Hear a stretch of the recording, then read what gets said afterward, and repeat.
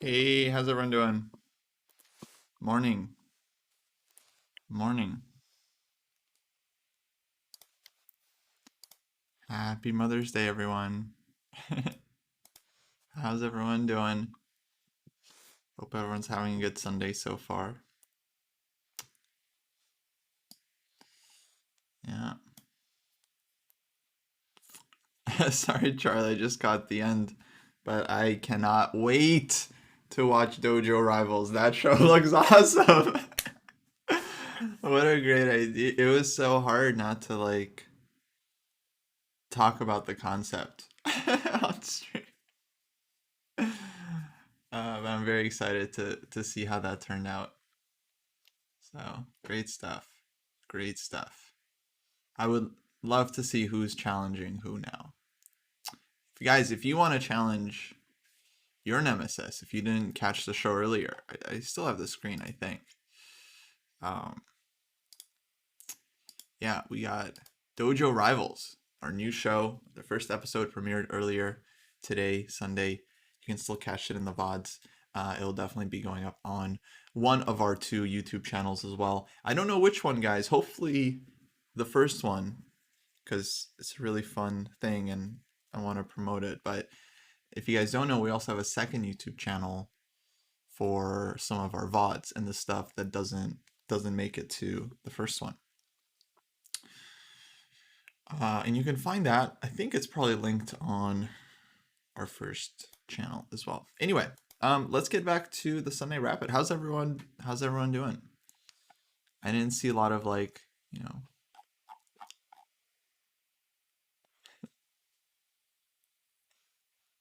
yeah, we have a second YouTube channel because we don't like putting like the full VODs on our first one, but some people do want to watch them.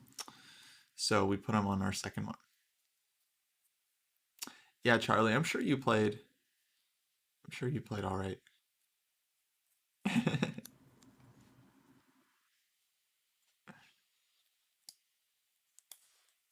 Okay, well, let's check out some of these games. So this is still just round one. This is the top game. We have Mitch against Bird Boy, who just won Rook H5. Yeah, just right off the bat, this is looking extremely dangerous for White's king. Not sure how this H file got opened. Um, oh wow, Mitch opened it. Mitch opened it for Black. He played H5, Bishop G4, takes, and now like thank you very much. Black just has this like free attack whenever he wants. So might have been kind of unwise decision there. My guess is he might have just missed Bishop G4. He might have not realized like oh, I don't know. I mean, yeah, it doesn't seem like the right plan here. H4. Oh, so this was where it kind of started. I see. Yeah, I'm not sure H4 is the right plan for White in this position because it's not really clear where White is attacking. Generally, the plan should be to kind of build up on the queen side and play for this C5 break. And it's Black who actually tries to do something on the king side because it's kind of like a King's Indian style position. You don't really see White castling king side and trying to go for the attack in the King's Indian. So we can see the results.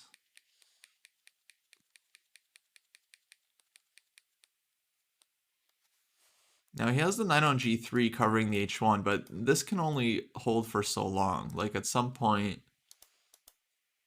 this knight is going to get chased. Black will have f5, etc. Amanda, yeah, so Rivals is where you get to challenge someone anonymously in the dojo, like a grudge match, and then get to play them in front of everyone. It's great. Okay, knight f6. Interesting.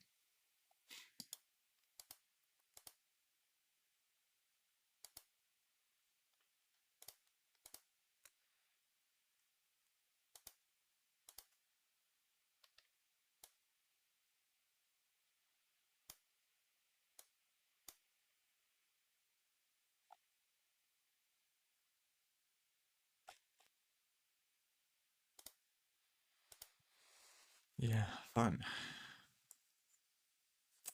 You can't see the player names? Were they blocked? I'm sorry. They're right here, buddy.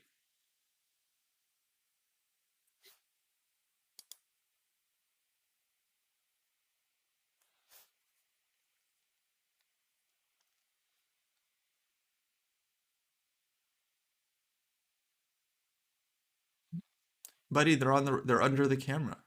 They're over here.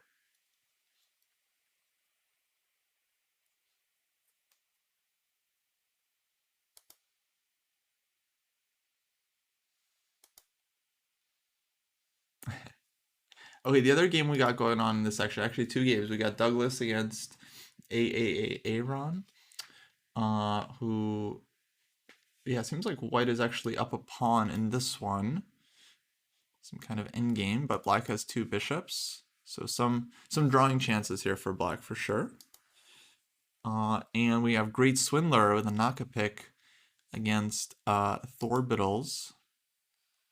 And looks like black has given up a piece for 3 pawns.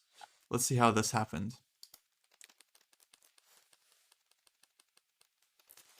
Okay. Some knight e5 stuff. Black gives the bishop, doesn't care. And wow. Knight takes f2. So yeah, definitely a very deliberate sacrifice.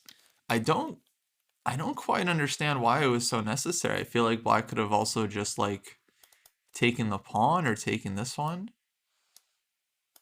Am I crazy, guys, or can black just take like any of these pawns and not sacrifice the piece?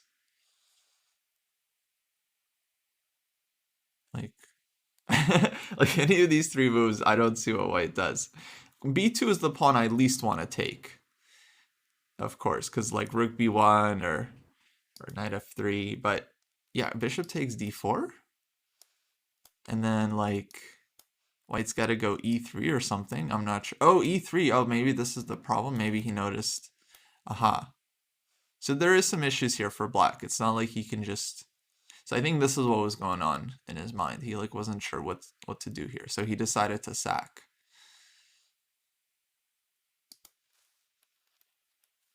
Huh. It still feels like it's not necessary. I feel like black's position is so good. Like you can go e5 here. Yeah, I think black was just a little bit too focused on winning the pawn. Like, I don't know, after e5, knight d7, like bishop is nice. White's bishop is kind of stuck. I mean, white has to think about as well. Maybe some pawn breaks, e4, c4, but it's not so easy. b2 is still hanging, and I think black would be active here. So I'm not sure. I'm not sure I believe in the sack, because I feel like black's position was good regardless. That said, it is 3 pawns. So we just get kind of like interesting middle game to play here. Definitely not easy for white to just like win this one, because black's position, well, black has a lot of pawns. But I was gonna say black's position is solid, but after f5, I'm not so sure. Rook e6 can be played here, and this one is gonna be hanging. Really, yeah, I think just rook e6 and can just maybe take. Quick reminder, guys, if you're in the tournament, you should not be listening to the commentary. You should be focusing on your game, thinking on your own, and well, actually, in general, just trying to minimize distractions as much as you can. I mean, that would be best.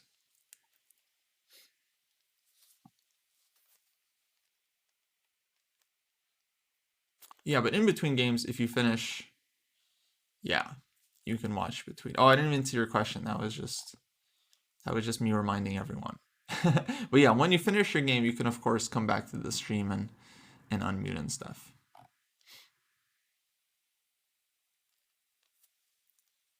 Yeah, Charlie, hope you're okay.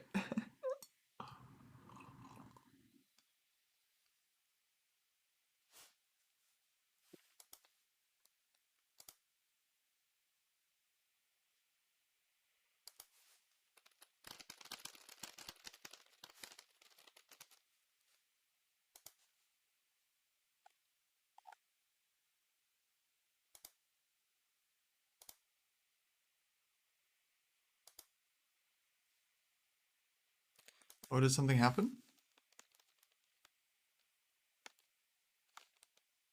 Rook f5, wow.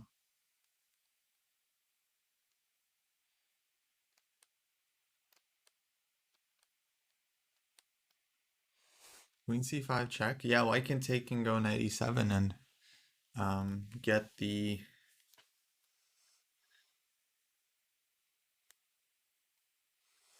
rook back. Yeah, now should just be winning for white. Now black's pawns have collapsed. Wow, rook takes f5.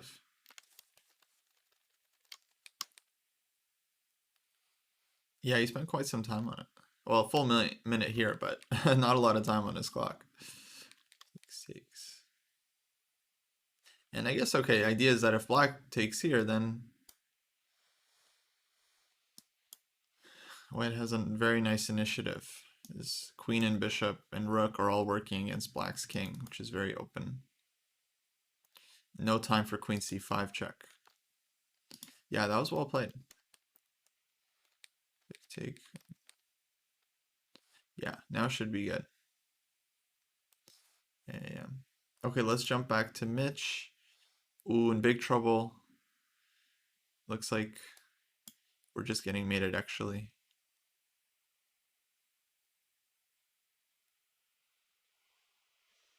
White's rook on a5. Yeah, that's gonna be a GG. Let's see how black won this one. So yeah, black went with this nice knight maneuver, ready to go to h5 and challenge white's key defender on g3. Actually goes knight f4. And yeah, now it's all about just getting the queen in. So bishop g4, takes here. And there's no defense to this one because black has the second rook. So whatever white does, black is sacking the queen. And it's a checkmate. Sunday morning checkmate. Well played by black, but yeah, let's just say instructive mistake, because I've definitely done this myself. Sometimes you make moves on the king side where your king is, I mean, it looks like, or feels like you're the one. I want to play h3. Of course.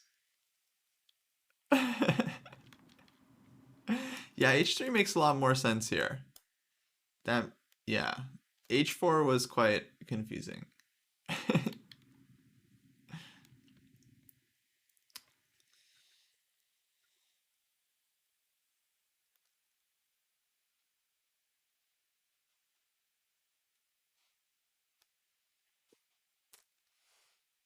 Yeah, GG.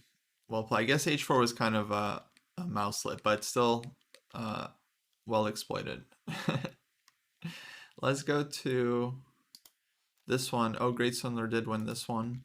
No, I don't think there was much of a defense here because this square is already covered, so very difficult for black's queen to stop this one.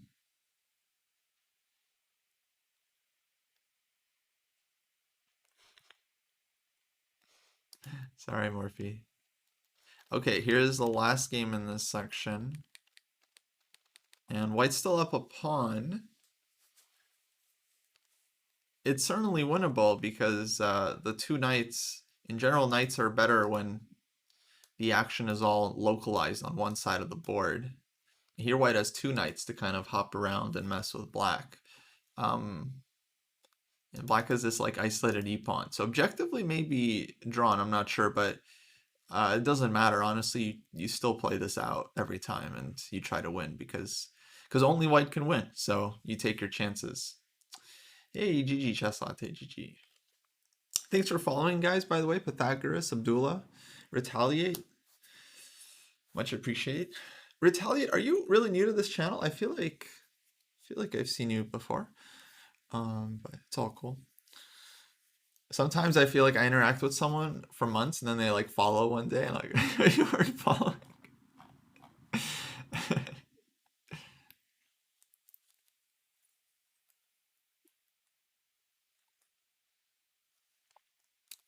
Well, there is the 2-second increment, so white can't exactly just flag their opponent, but he does have a good plan in the position to play knight f5. And this is the problem with knight endgames. It's like if you're down a pawn, you can never trade knights, right? You gotta, well, he goes for it, but I don't think this will ever work. Black's king always just runs out of tempos here. Yeah, that's a bit of a shame. He kind of panicked because okay, king e3, no reason to be subtle. Just going here and f3, we have a move. I don't know why white is doing this whole thing. I mean, that's fine too, I guess. Black is just gonna go king d6. No, but now he's using his move. Okay, now I'm not sure if white is gonna win this one.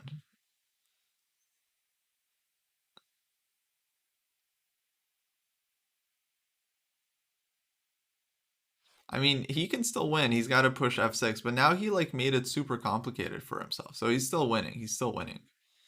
But he was just so easily winning. He just kind of like overthought it a bit. Like all he needed to do, guys, was go king e4. Not to harp on him. I mean, it's a well played game. So first of all, for black, definitely 100% you have to avoid the knight trade. You have to go knight f7 here. For better or worse, you just have to go knight f7.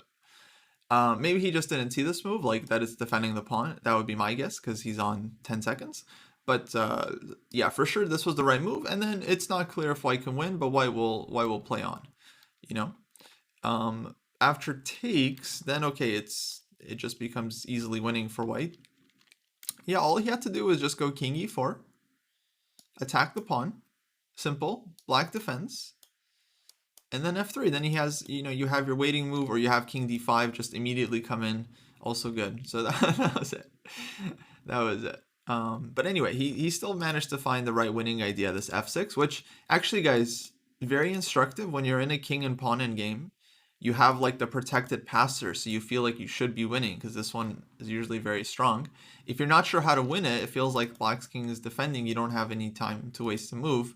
A lot of times the winning approach is to pitch your pawn, like white did here, because it forces black's king to go take the pawn, and then your king becomes much stronger. Of course, white took here, was completely winning, could have also played here, and then taken on g5, that would have been good too, but this one is completely fine because black's king is never able to hold on to this one because of shouldering.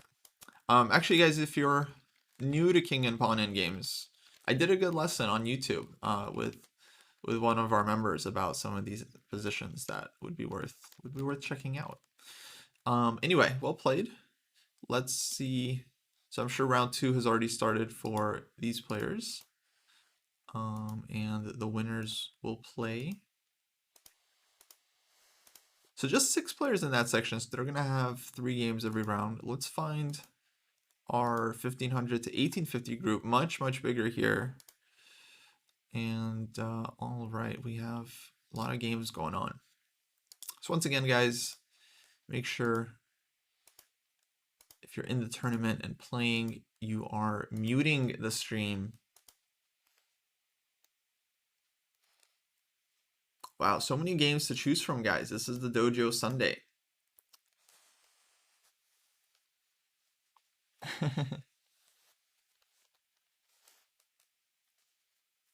Yeah, guys, keep in mind that the round starts automatically after all the games are done. So if there's 3 games in your section, if there's 8 games in your section, once they finish, the next round just starts automatically. So keep an eye on it.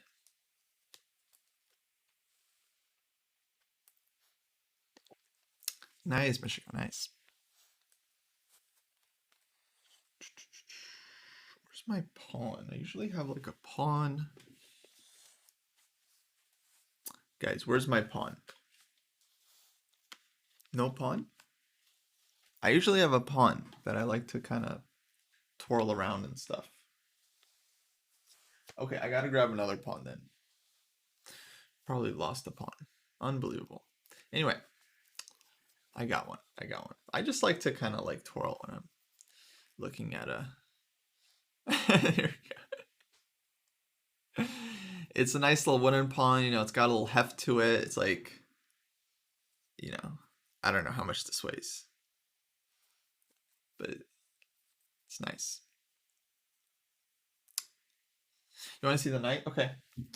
Knight's kind of hard to reach.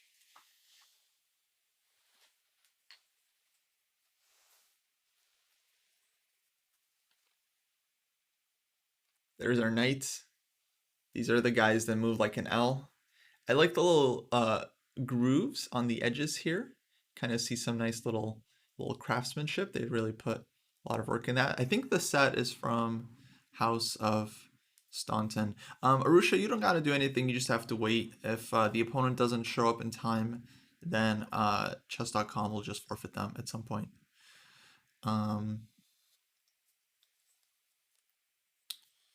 Yeah.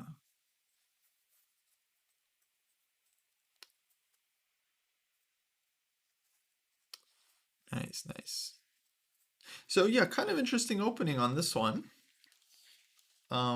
White played d4. I guess this is the Urasov gambit someone mentioned. And here black plays kind of strange move queen e7. I really am not a fan of this one. Because, well, we're just blocking our own development, right? It's like, it just feels like there's no use to this move, and white castles. And now, of course, it's like, yeah, you don't want your queen on the e-file here. Now you definitely don't want to take the pawn. So black has to play d6, but then why is the queen on e7, you know? Then white goes e5 and takes, which feels quite interesting. Of course, taking advantage of queen e5, rook e1. Black has to go knight e4 here, and it looks super, super scary. Maybe just f3, knight d2. I don't think black is going to like this one. So he goes bishop e6. I think rook e1 was played, knight d7. So now black is desperately trying to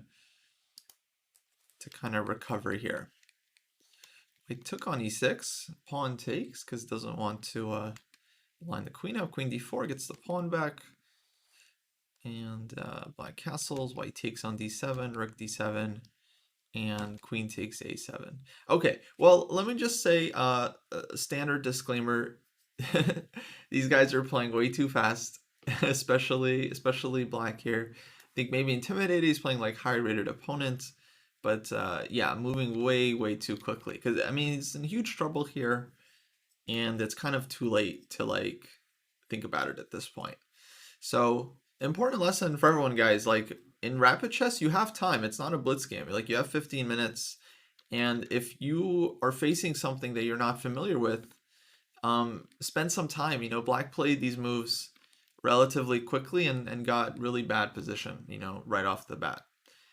And it's not because they didn't know the opening. It's not because they were caught in some like crazy opening trap. It's because they didn't spend time, right? They could have spent more time and come up with different moves, you know? Or even if you still get in trouble, at least you spent your time. So you have nothing to be sad about after the game. You know, you did your best. But if you play quickly and get in trouble, then it's like, you know, you're just playing a blitz game. It's not exactly the most,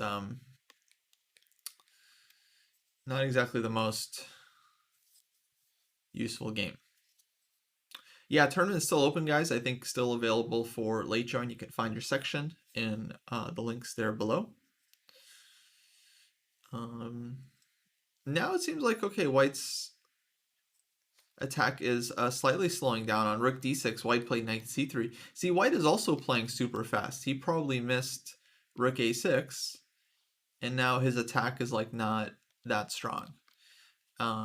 He could have gone queen a8 check and takes on b7. And, you know, completely winning, right? Completely winning. Or queen a8 check and knight c3, right? Or bishop f4, right? All good moves, all good moves. I'm totally with you. I'm totally with you, right? But he plays knight c3, just kind of like blitz move, like, oh, let me just get the piece out. The threat is stronger than the execution. No, actually, rook a6, you don't even you don't even get it anymore. So yeah, both these players playing too fast. Let's move to a different game. I don't mean to chastise them. I just mean it's, you know, if we're trying to get better and like trying to perform better, we got to use our time, especially in rapid, but especially in like classical chess, you know? Yeah. Okay, let's jump to this one. Here we can already see white has spent some time in this game, so I like to see that. We have a c3 Sicilian. Oh no, excuse me. This was actually Smith-Morra gambit, but here Chess Latte plays knight f6, which I definitely recommend, as you can force white to transpose into the c3 Sicilian. Now we get a position that comes out of the c3 Sicilian, Normally it would be like c3, knight f6, e5, knight d5, d4, takes. And then we get the same position as we get in the game, but now black doesn't have to deal with the Smith-Morra gambit. Yeah, exactly. It's just a c3 Sicilian, but it's nice because from black's point of view, you get to avoid the Smith-Morra.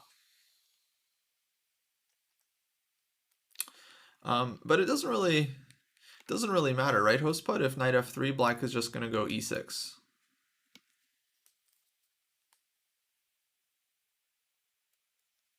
It feels like an Alekhine, but it's much better for black, actually. Because we get this d5 square.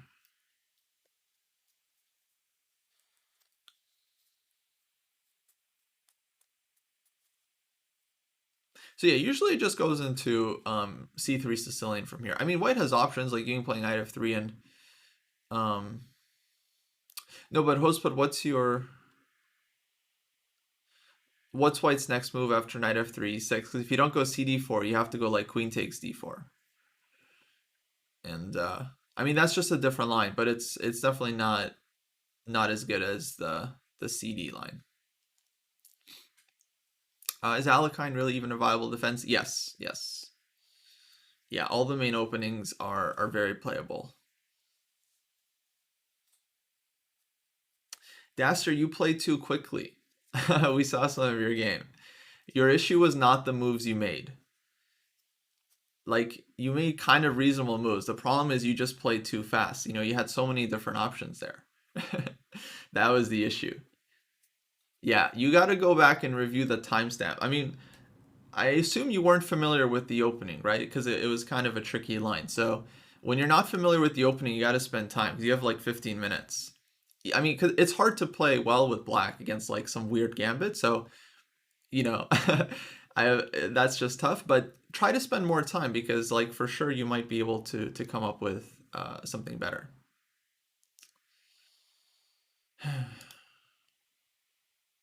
Guys, it's just copy and paste. You're just copy pasting someone else's thing. It's like, what's the joy in that? What's the joy?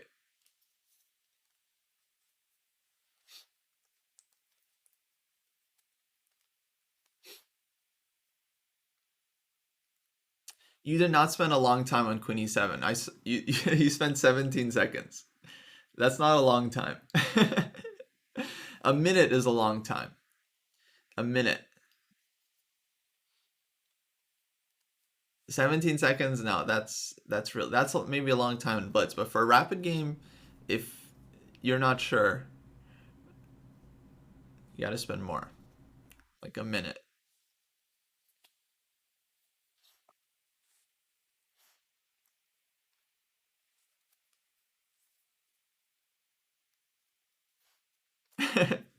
Mesnal. No, it depends on what you compare it to. I mean, it's kind of an eternity in 3-0. Like you should not spend a minute in 3-0 in the opening. Like whatever happens, you should not.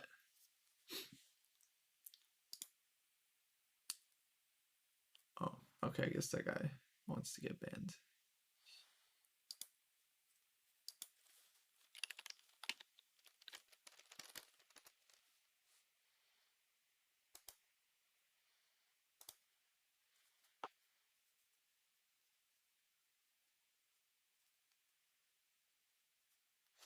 Is this only for fun or are there any small prizes? I think just for fun. We do these uh every week. Oh, let's get back to the game. So yeah, I don't think white has anything better than to just go into a lop in here. Now let's see what we got. So this is the live position. And black still hasn't figured out the bishop. So I don't think black has really played this one the best possible way, but actually scratch that. I think black is more or less fine still, but he will have to continue well.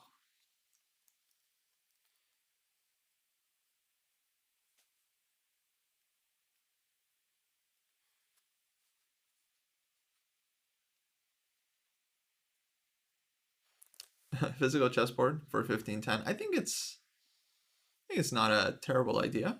At some point you gotta switch over. Yeah, Daster, I believe in you. I mean, that's the key. If you learn to spend more time, ultimately you'll definitely have uh, better games.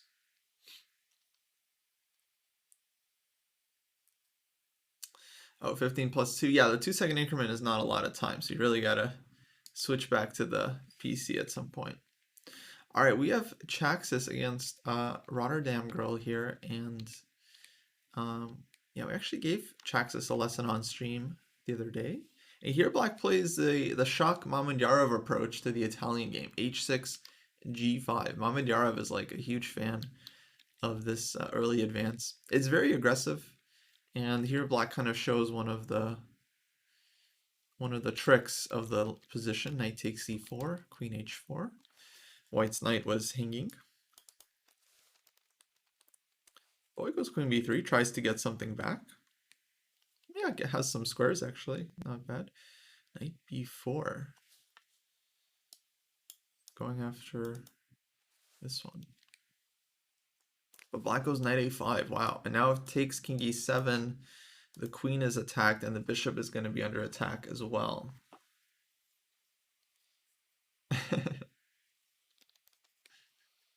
Yeah, we try to keep it instructive. So queen a4 checks c6, bishop e2, bishop d7, queen d1, bishop e3. Wow, black played rook a8. I do not like that move. Such a sharp position. Black is putting the rook in the corner. No good. No good. I mean, yeah, at least b6. Yeah, I do not like rook a8 here at all.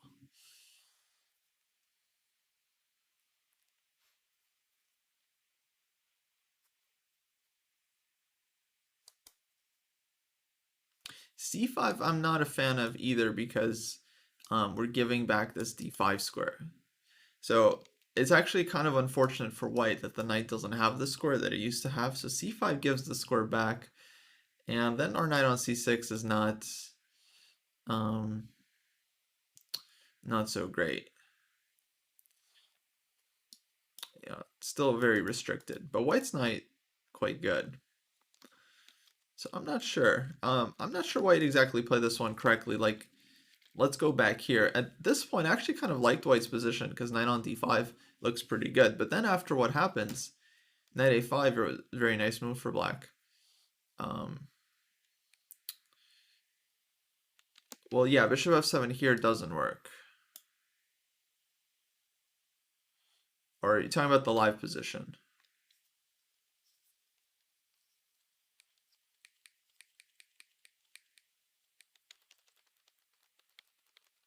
Wait, so knight a5, yeah, so knight b4, knight a5 was played. If we take on f7, black goes king e7.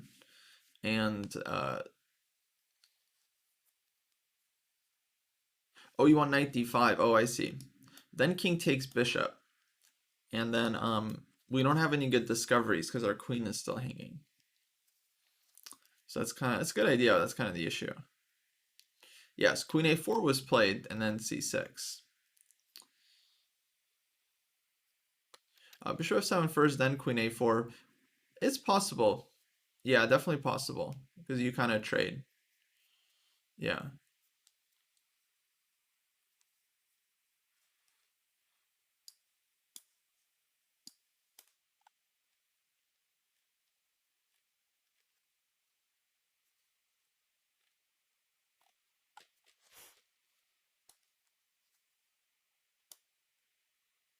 Well, bishop d7, the point is just to take on a5 anyway. Yeah. Nice set, nice.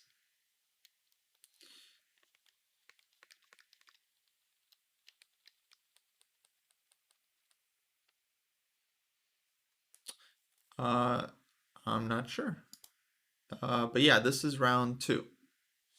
Yeah.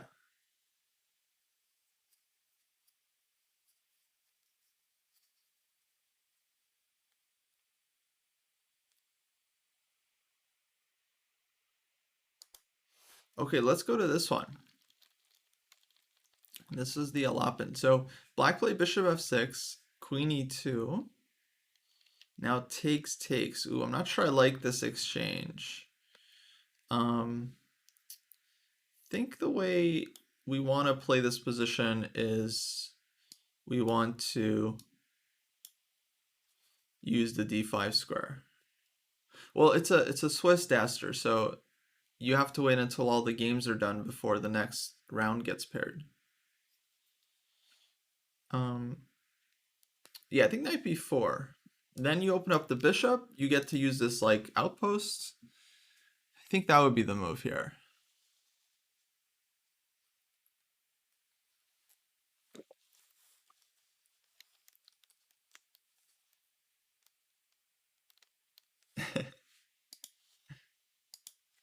Yeah, but instead we have bishop f6, which, right, I don't think is as good.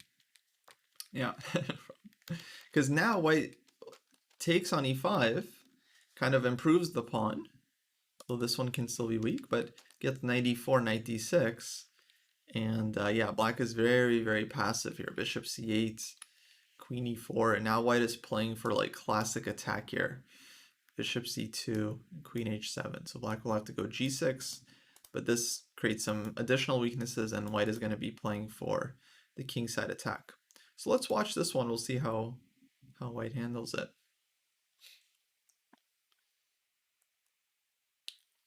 Yeah, bishop g7, I don't think there was much of a follow-up there for white.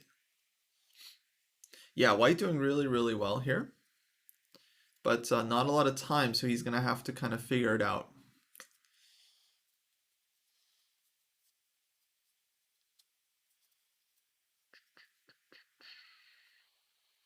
No, Seth, no. No, I just like Arcade Fire. Yeah.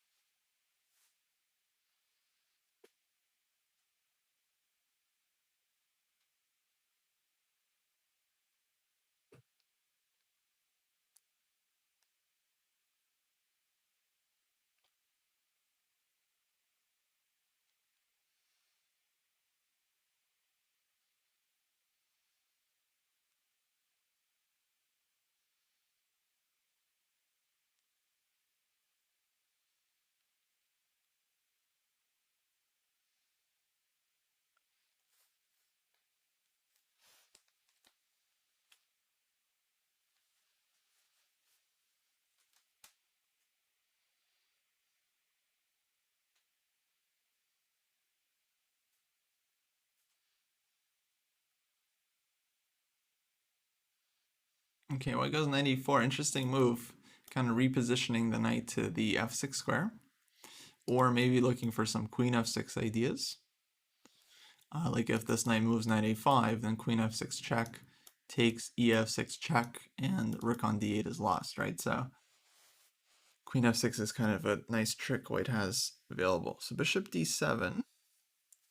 White, not a lot of time though. So he's gonna have to, see at this point guys, 2-second increment, you have to just like, yeah, you just gotta make moves. Knight d2 is a good idea. Very nice, bringing the other knight in. h4, h5 could be a thing as well. Fortunately, oh, knight e5, but he can take with check. Maybe missed, f6. Now knight on d6 is hanging. Maybe knight takes c8 though, hitting the queen. We'll see what white does here. Things getting very exciting.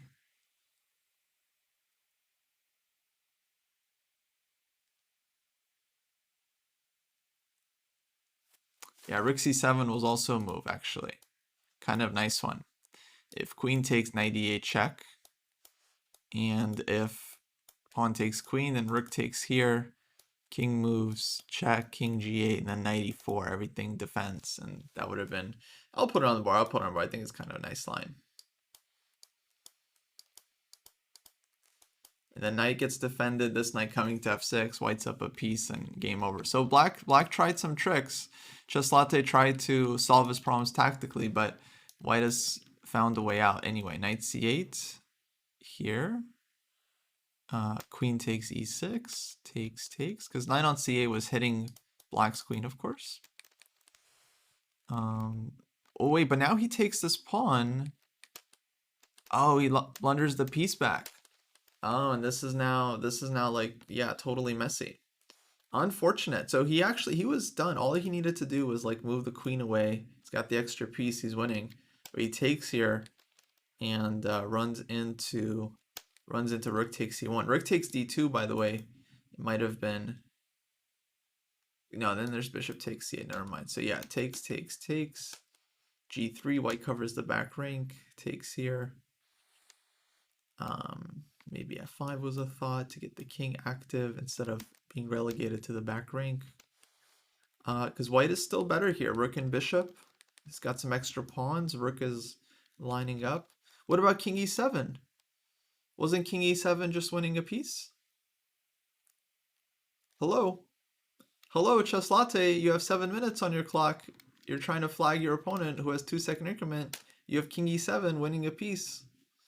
Hello. I mean, he can take and take on h6, but still, I mean, like, black should have very, very good chances here. Okay, but someone call Chess Latte on the phone and ask him, you know, if we can borrow some of his time, because clearly he's not using it. He is not using his time. And now white is in objectively winning position. Isn't 3 pawns versus knight winning? No, I mean, not easily, no. White has 40 seconds, so yeah. Yeah, you guys can withdraw from the tournament at any point. There's no harm in withdrawing.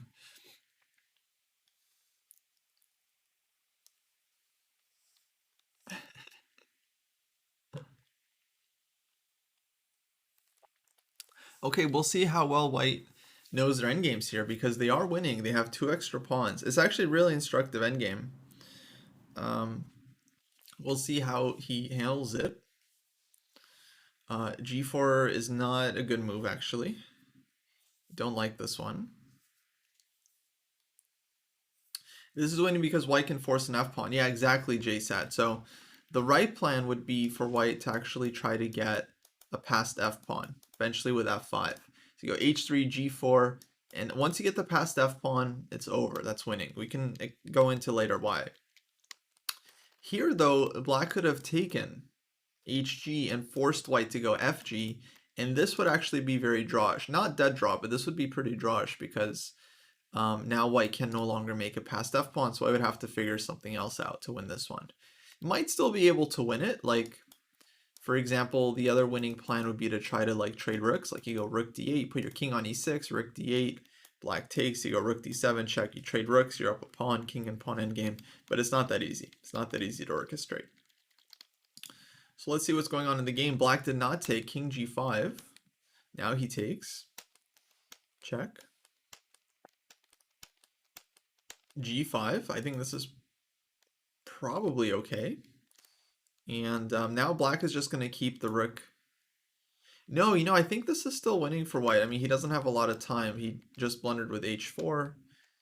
And now black is getting this pawn. And yeah, now it's time to make a draw. Now there's no way to win this for white. In fact, he should definitely make sure not to lose. Just rook a2. Now Chess Latte is defending really, really well, just keeping the king passive. This is excellent defense. Exactly where the rook wants to be. Rook king plays perfectly for black. Don't take the pawn, dude. Don't take the pawn. Just go back. Just go back. I think white might have still been winning there after g5, but it would have been very subtle. Now the key point is that if white goes g5 and g6, black is not going to be taking this pawn and allowing check and promote. Black is just keeping the king on g7 and is just going to move the rook around.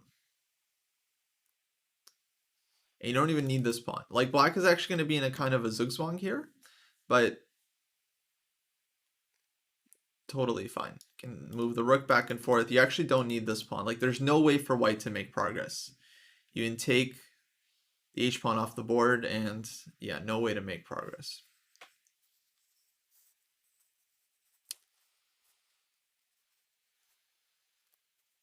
So we'll see if Chess-Latte can hold it. Very instructive rook endgame. So the thing is, once white's king approaches b7 or b6, black's rook is just going to give million checks from behind.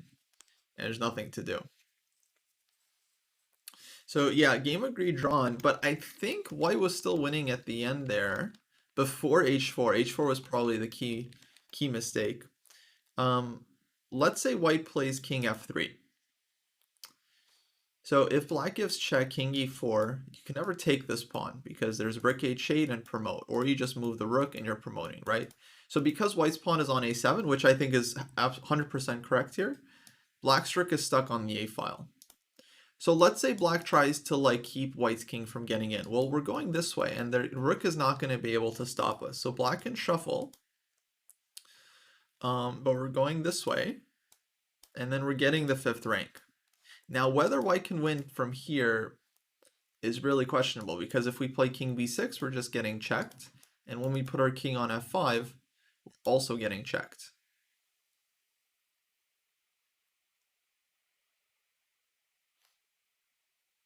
So this one is hard to judge. Like, let's just say, for example, we do this one, and we get here.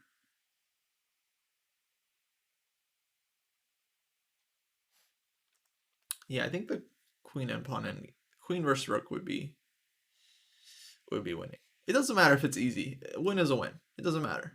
Okay, and now what to do? Because look, if we go for rook d8 or rook e8, normally this would be like a very... Oh, rook d8 would be the move. Yeah, rook d8. Because on rook a6 check, we still have rook d6. And then on takes, we have rook d7.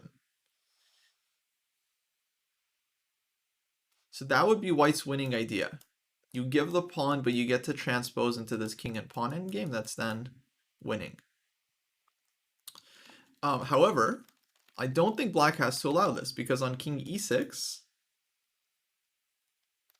let's say we played here. On king e6, black could go rook a6 check in this position and force the king to somewhere here.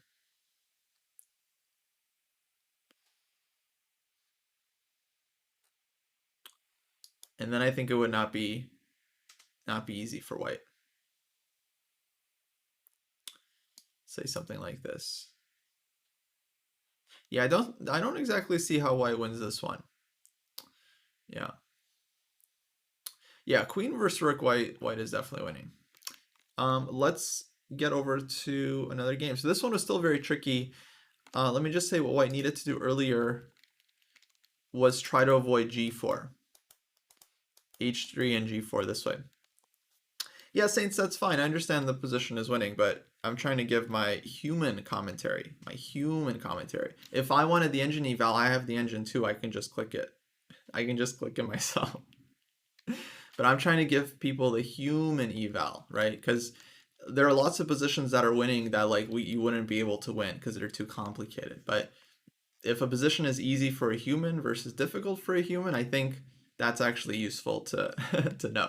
This one I would say is very tough to win, but the right plan would be to try to get the passed f pawn.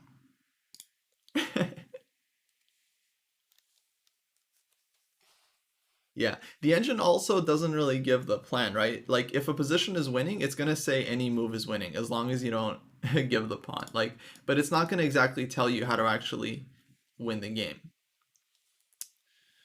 So you gotta analyze.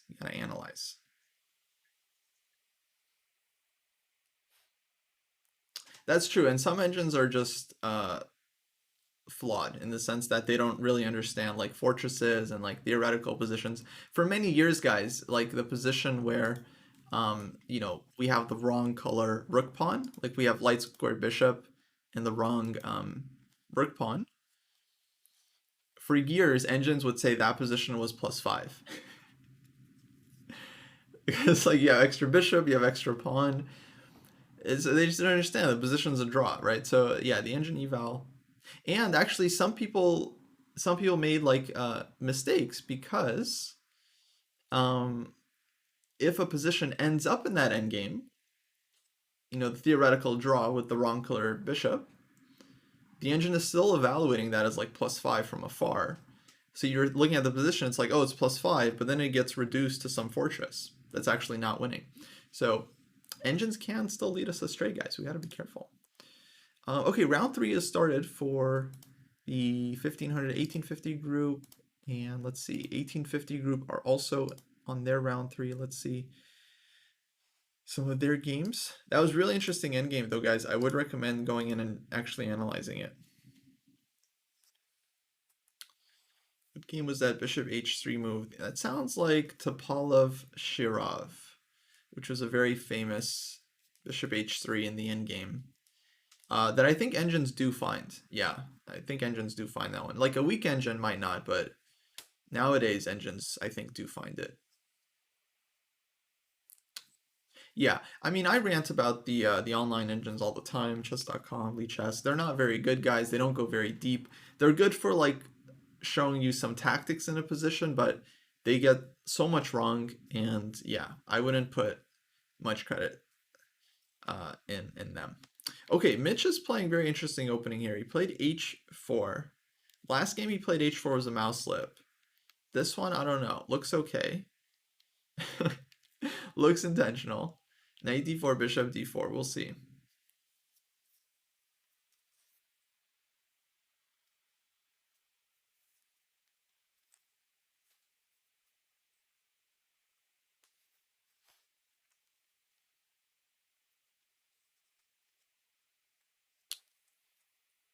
Yeah, the Lichess engine, I think actually is a little bit stronger, but I would still be very careful and not use it for anything other than like trying to see if you have like a forced mate in a position or like a tactic.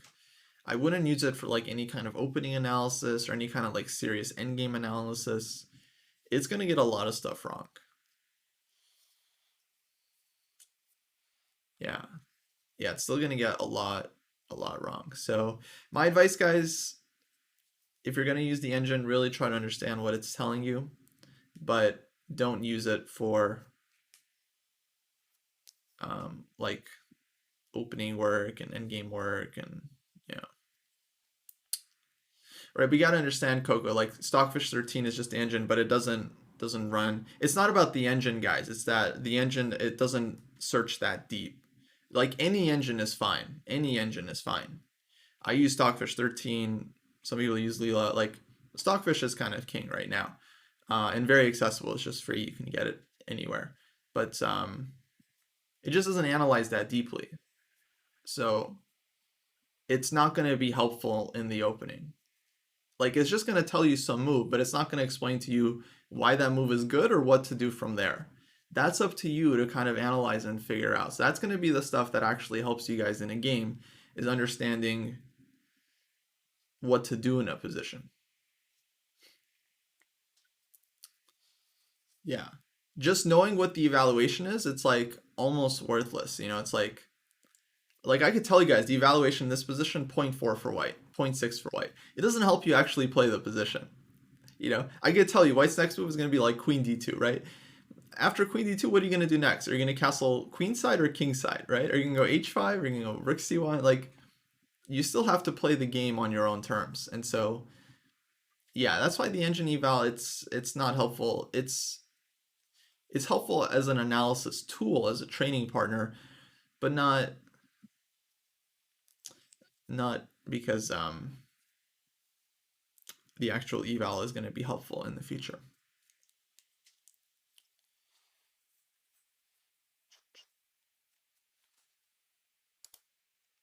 Oh, we have moves, guys. We have more moves. Let's see what happened here. So, queen d2, a6, castles, queen a5, king b1, bishop e6, f3, b5. Well, black is playing extremely sharp. I mean, we basically have like full-on dragon. Yeah, I don't think that's true, Race, to GM. Even if you saw the eval that's like +2, even if you know something is working, I've given this exercise many times to students where I'm like, here's a position. The move is bishop takes f7. I want you to calculate. Or the move is bishop takes h7. I want you to calculate. And they still mess it up, right? So even if you know you have something, it's still not that useful. Now for like a GM or something, sure, like a hint like that would be really huge. Knowing you have some kind of tactic in the position, huge. But yeah, for most of us,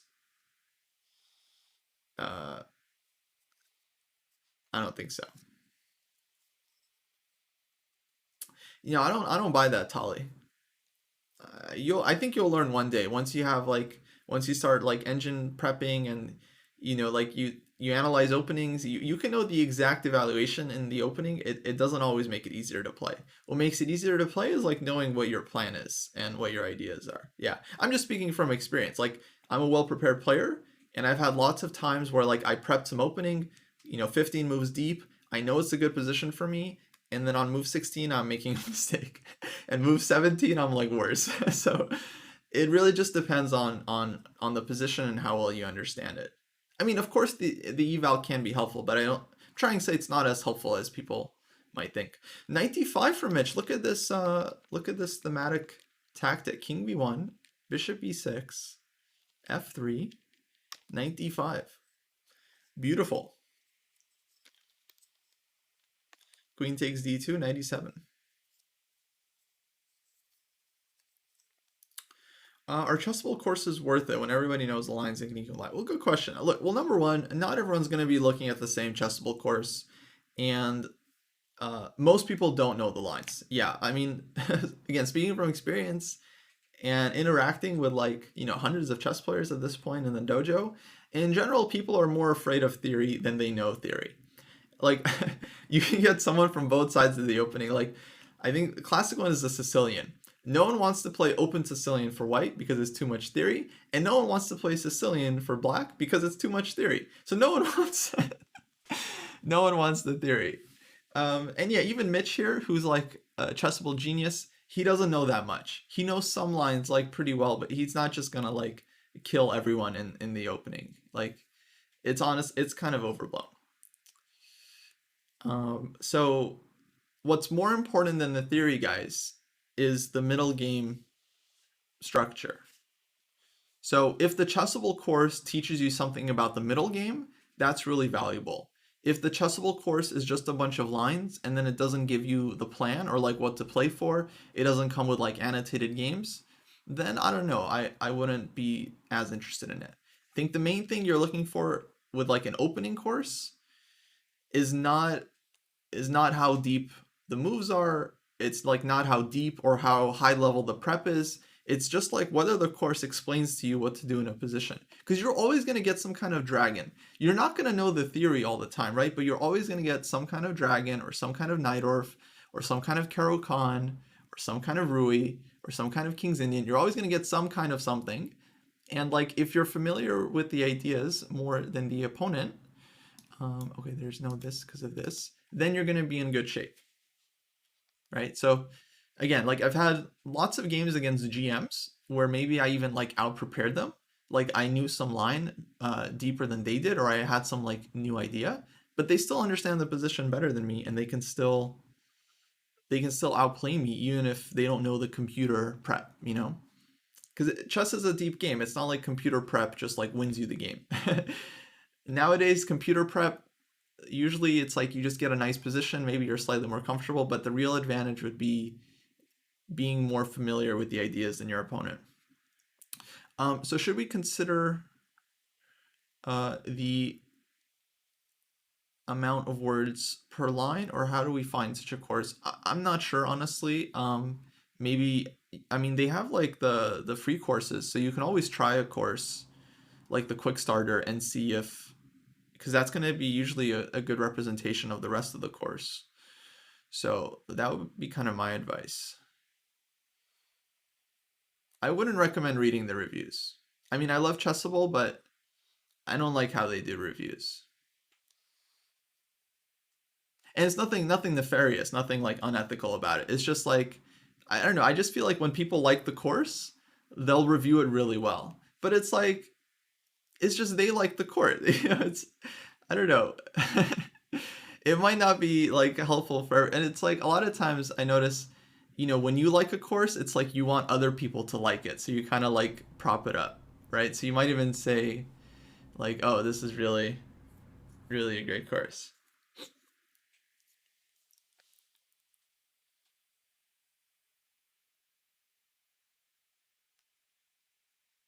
Yeah, I 100% agree with you, Tali.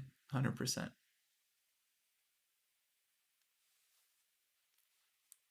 But I would suggest the courses that have annotated games, because that's going to kind of like show you how to actually play the position.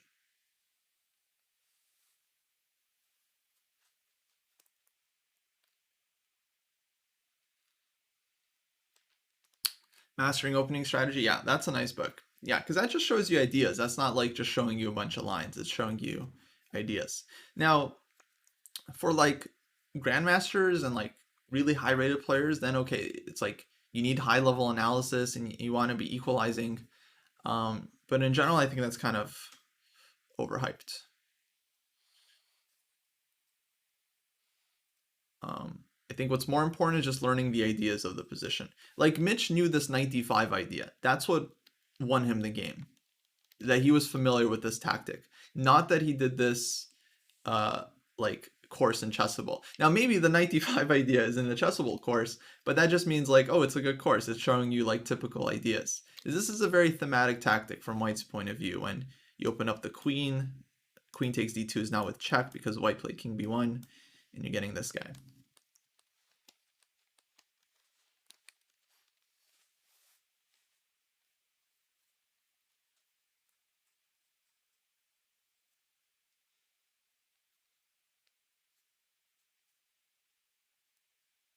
Timesy, have you read any endgame books so far?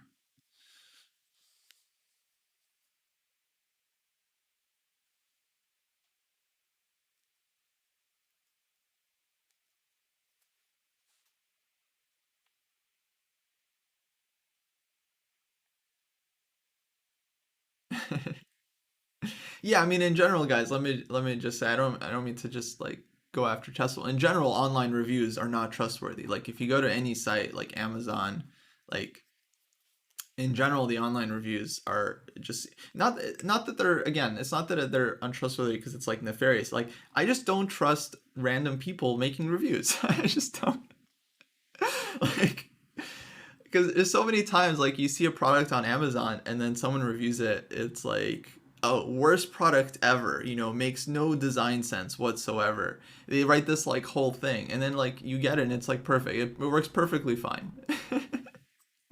And other times, obviously people can prop stuff up and then it's not as good as advertised. Yeah, Yelp, another. Oh man, it pains me on Yelp when I see like a restaurant has like 3.5 stars or something, and then you read the reviews, and it's just like, it's like, oh. The reviews were just like, they sat us at this table, but we wanted to sit at this other table. The food was good, the food was great, but like we didn't want to sit at this table. 2 stars. Like, come on. 1 star review. They didn't seat us at the best. We have a review channel actually. I think it's not that well used, but we have a review channel.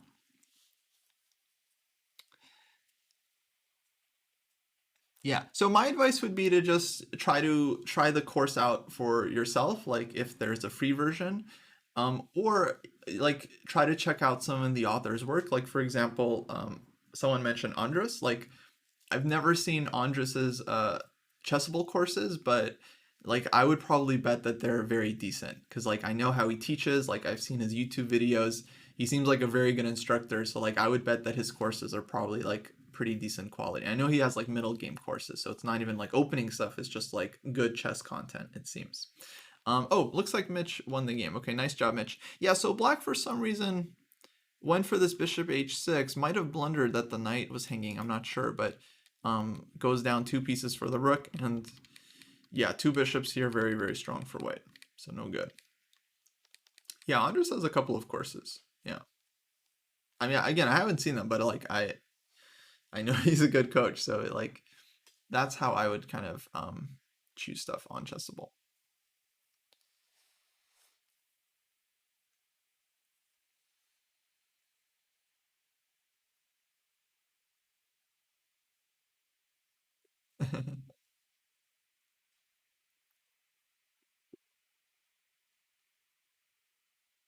Start to finish strategy. Heimsy, you're gonna wanna read Endgame Strategy by Shereshevsky. Oh, any suggestions for a Chessable course? Oh, I don't know. I don't know what's on Chessable in the Endgame section, but I like Shereshevsky's Endgame book and I like Helstein's Endgame book, Mastering Endgame Strategy. So that would be the one I. Helstein's coming to Chessable. Oh, that's gonna be big, guys. That's gonna be big. Can I buy some Helstein coin? Yeah, Helstein and Shereshevsky.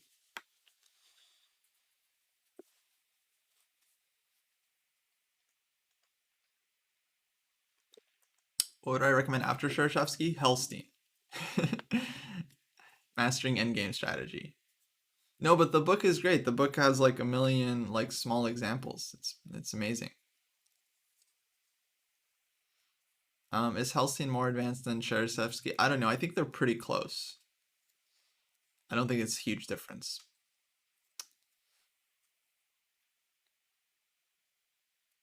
I would say for endgame books, guys, here's the breakdown. Okay, here's the breakdown for endgame books. Let me find. We're watching this game. We're watching this game. uh, so endgame books for everyone. Okay, ready? If you're a beginner, if you've never studied endgames in your life, Silman's complete endgame course. That's how you start with Silman. There might be other good beginner endgame books, like Soviet Chess Primer has a good endgame section, so that one's good too. But like if we're just talking about endgame, start with Silman. Uh, the good thing about Silman is that that has a bunch of endgames from based on your rating. So it literally goes from 0 to I think he goes all the way up to 2200. And so Silman is just giving the end games that he thinks everyone should know at different rating levels. So 1200, 1400, 1600. I won't say like I agreed 100% with like where he puts everything, but in general I like really like that book. I think it's great. Just like very good material. He explains it really well. I think lots of people have found success from that book. So that one is good if you're like a beginner endgame player, you've never studied any endgames before. Once you go through that one, or at least some of it, you don't have to go through all the way to like 2200. I would recommend just reading up to your rating level and then maybe the next section. So if you're 1400, maybe reading up to the 1600 section, right? You don't have to read everything, just read up to your section and then maybe a little bit more.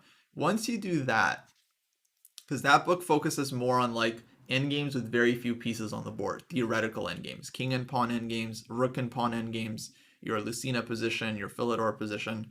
Once you do that, then it's time to read some endgame strategy books.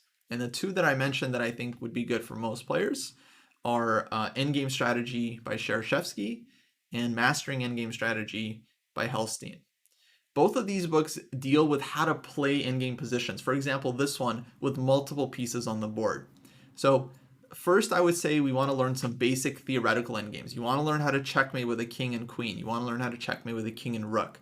You want to learn how to win a king and pawn endgame where your king is more active. You want to learn how to win a rook and pawn endgame where your pawn is promoting. You definitely want to know how to do the Lucena position and how to defend the Philidor position. So if these terms mean nothing to you, it's time to get Silman's book and learn some endgames.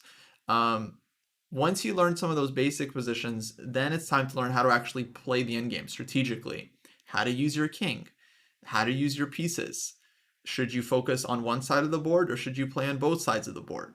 Principle of two weaknesses says you should try to uh, play on both sides of the board and create more weaknesses. Should you hurry in a position or do you need to rush, right? If it's a pawn race, you have to be very, very fast. If your opponent has no counterplay and you're in control, do not hurry. Try to restrict your opponent's counterplay and slowly build up your position. So those books kind of teach you how to actually play the endgame, how to play rook and bishop versus rook and knight, how to play advantageous endgames like two bishops against bishop and knight, how to play good bishop versus bad knight, good knight versus bad bishop. So Endgame Strategy by Shereshevsky and Helstein's Mastering Endgame Strategy. In particular, I really like the Helstein book. Shereshevsky is like a classic. Every Russian schoolboy has read that book. It's been said that some of the material is like borrowed from Dvoretsky. I'm not sure. It's very good Soviet school endgame material, lots of classics in there. And then Mastering Endgame Strategy, I would say, has like more modern examples. It has more examples of like kind of more modern grandmasters. And it definitely has more content overall. So it's just lots and lots and lots of like useful ideas. Like he has a section on rook and pawn endgames. He has a section on bishop endgames, basically like all the simple endgames. And then he has a section on like endgame principles and kind of goes over similar ideas to like endgame strategy, but shows different examples. So in general, Helstein has like really good examples, and then his books are always filled with exercises. So that's going to be really important too. Is that he has just like a bunch of exercises in the book, and those are just, again, instructive examples. Like here's a rook endgame where black sacrificed the pawn and activated their king and won the game. Here's like an endgame where one side had two bishops and had to find nice breakthrough to promote their pawn. So just showing you like really, really practical and thematic ideas that will come up in different endgames. Okay, so far we have Silman, we have Endgame Strategy by Shereshevsky, and we have Mastering Endgame Strategy by Helstein. I would say those three endgame books can definitely take you up to like 2200. I mean, I could be wrong, but like I never studied a bunch of endgames in my life. The main endgame books that I read, like I didn't even read Helstein's book until I was like I am already, because I discovered his other books and I realized like, oh wow, these are really good. So I didn't even read that book on the way up. I read Silman, I read Shereshevsky, and then I learned some endgames from this book, which is not really an endgame book, so I'm not going to include it in this section, but just to show Positional Chess Handbook. I've always been a big fan of this one. It's more on positional chess and like general strategy, but there's a lot of endgames, and like the first, I don't know, 100 pages or so just shows a bunch of endgames. So there's a lot of endgames in this book that you can learn from as well. I would say pretty similar to like endgame strategy style.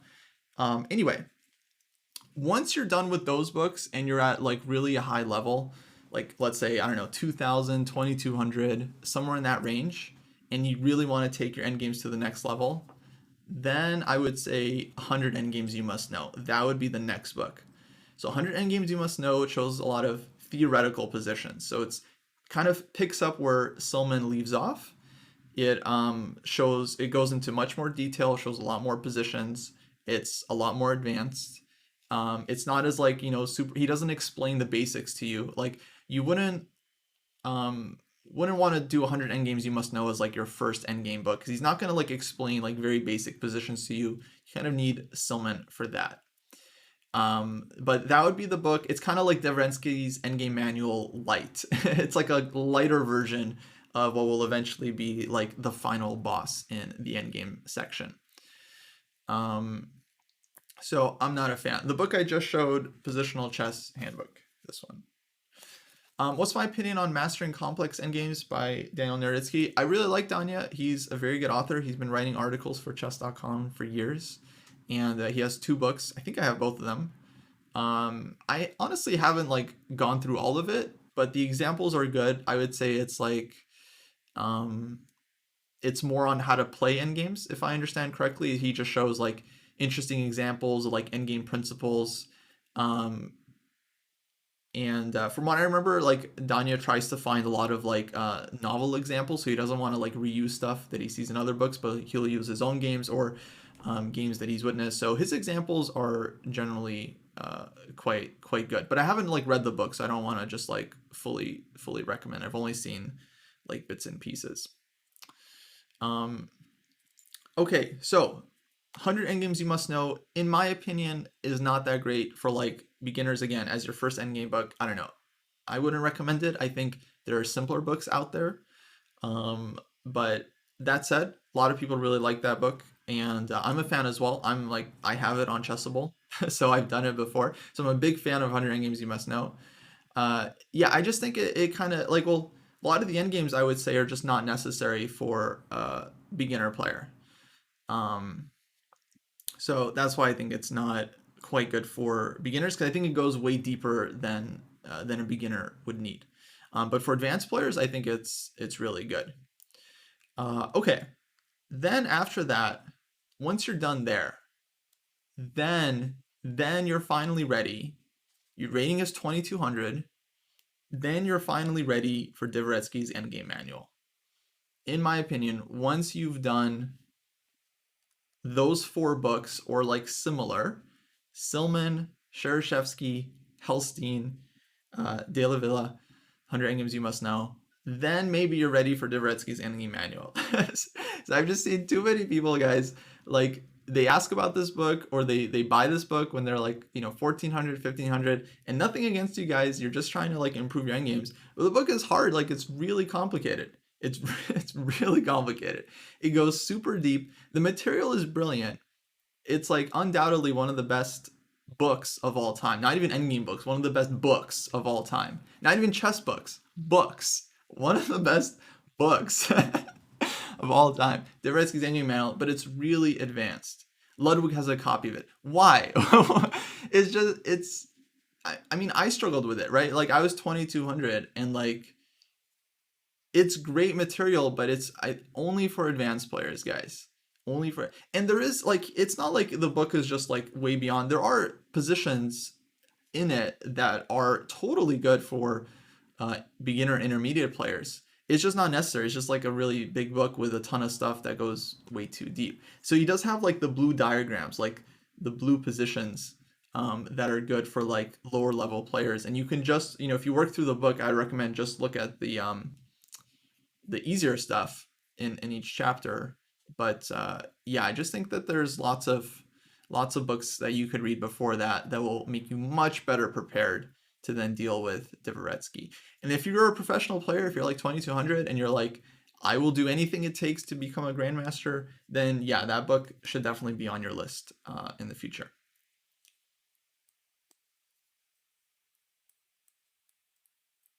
Okay, guys, what round? I don't even know what day it is. That's it. And rant over.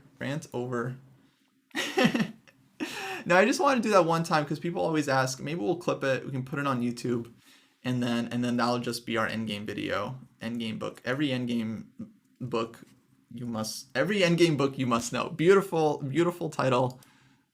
Let me message DM.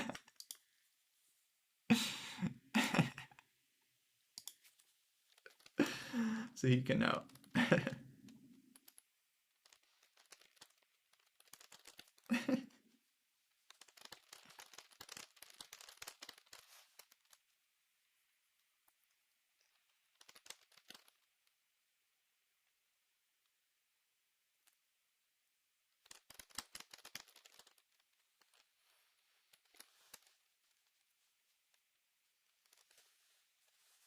Was there a main and one missed? I'll go back.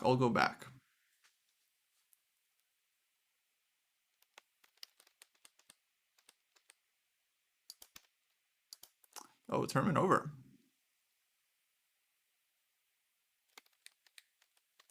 Was it here? Or later?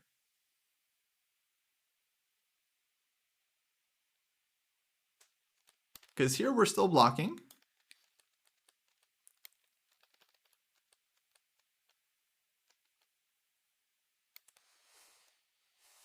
Yeah, no time. Here black was turning mate, but it was white to move, so he played here. Yeah, so no time. There was the tempo didn't work out. It was white to play.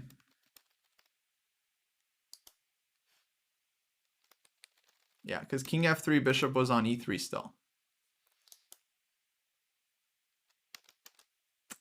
So just no time. Tournament's still ongoing though. Let's jump to the 1850 section. So it looks like this one. Who won the top group? It's not clear. Was it Swindler? Feels like Swindler probably won.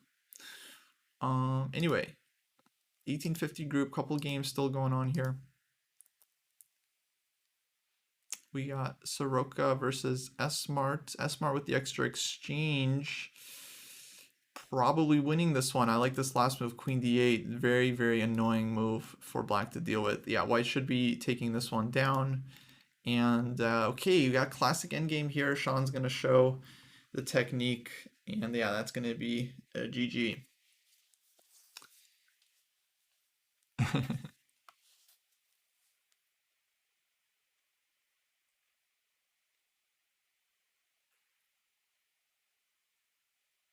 Yeah, all good, guys. All good.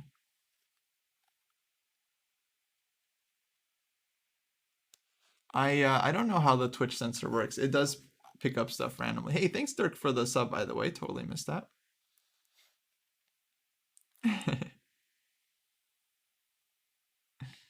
Yeah, Rotterdam Girl was doing really well. I'm not sure what happened in this game. Looks like well, okay, Sean, I mean, is much higher rated player, so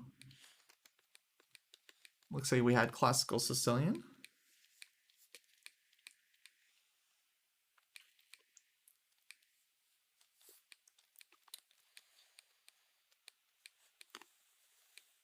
Yeah, still works, David. Still there.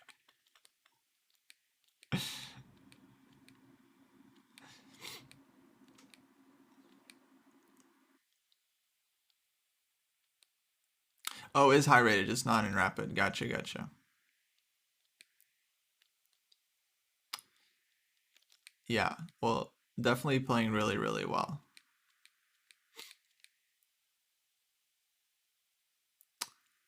Yeah. Thanks, Dirk. Thanks. Much appreciated.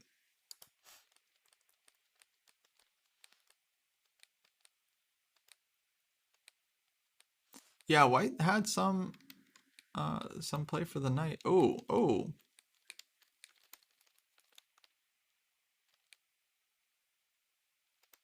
Doesn't take the knight.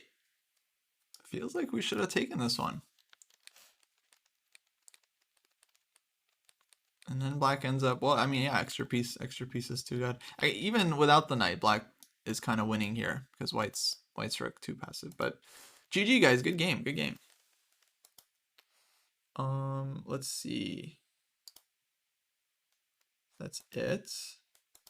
So round 4 has just started for the 1850 group. Round 4 just started. Let's see, under 1100 group, you guys are in your round 4. Hopefully we can get some games in as well. And under 1500 group, round 3 of 4. All right, we'll come back to you guys. Let's jump to the under 1100 group. Give them some focus. We have Nuxos here from Russia. 3 points. Got Michiko against Marian Chico. I know both these players. What do we got here? English.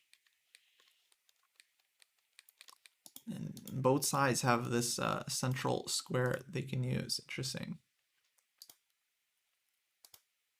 We got Arush against Robert Master 7, Flying Puppy Dog. And Amanda.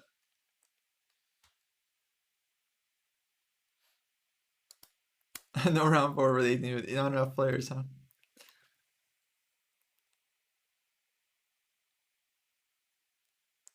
Yeah, I'm not sure why White didn't take the knight.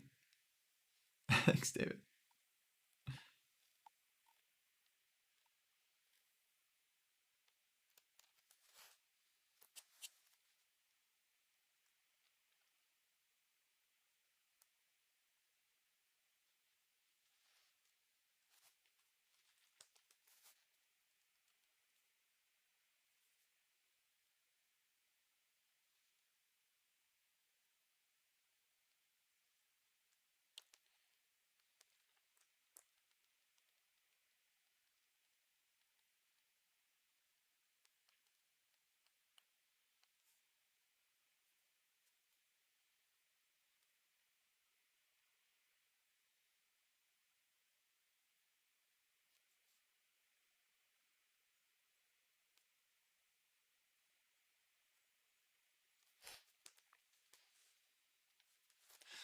That's all right, Steve.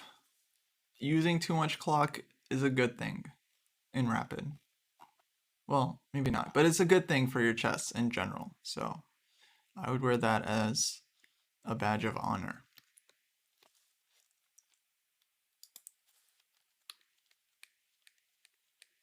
Using time is good. Otherwise, we're just kind of making random moves. Oh, bishop b5. So black here kind of misses white's threat. Needed to definitely defend this one. Now white grabs some material.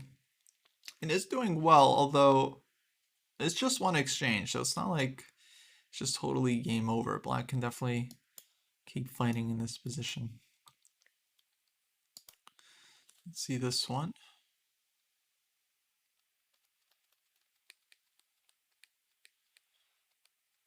It's like we had kind of Rogozin, e5. Ooh, counterattack. Knight e5, huh? e4 takes. I think black should have just taken this one. This is a really nice bishop. Don't like this knight e5. This lets white keep the bishop. Now white has pair of bishops and very nice advantage here.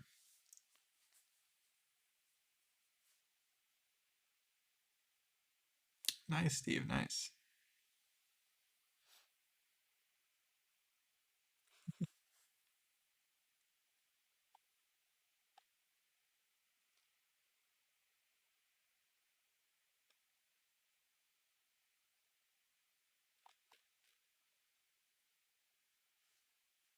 Rook e7. Now I could take on f6 if they wanted to wreck black structure.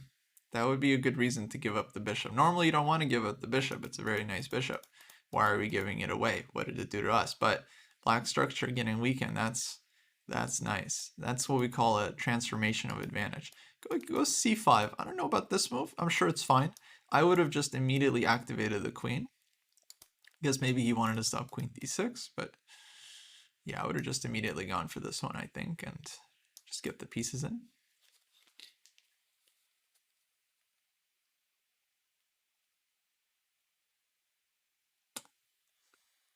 The message is not going through.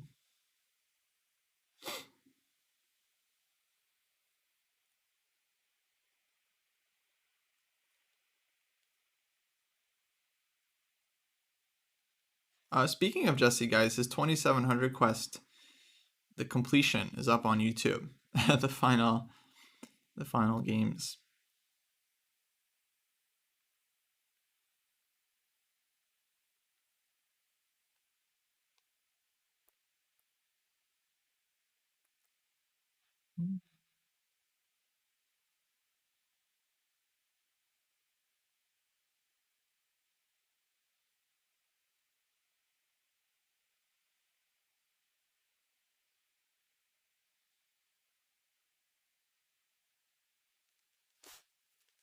Oh boy, what happened here? C6? Uh-oh. D6. Hey, we got GM Larry with a raid. What's up, GM Larry? Welcome in, guys. Welcome in. We are just watching the final rounds of our viewer rapid event here. It had multiple sections. I think it's probably too late to join because it's like the final round, but you guys can try. We have a couple different sections if you're interested in playing like one game maybe.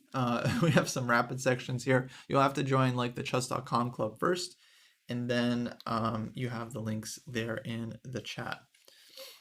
Yeah. Thanks, GM Larry.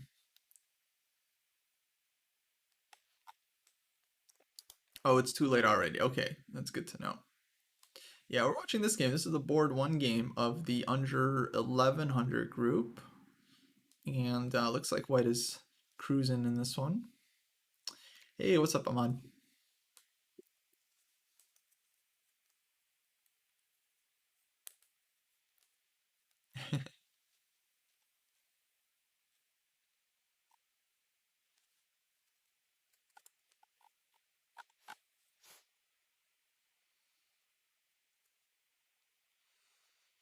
Hey, Nafadi, how's it going? Hopefully everyone's having a good Mother's Day so far.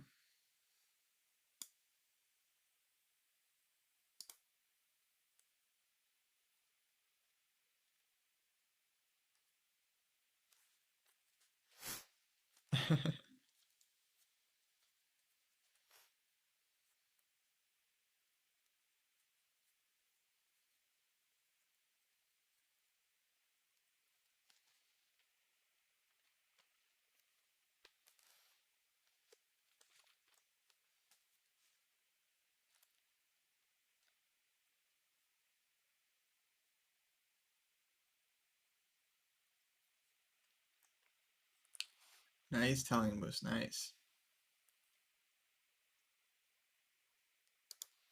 Oh, prediction over. Looks like the field won against Bird Boy.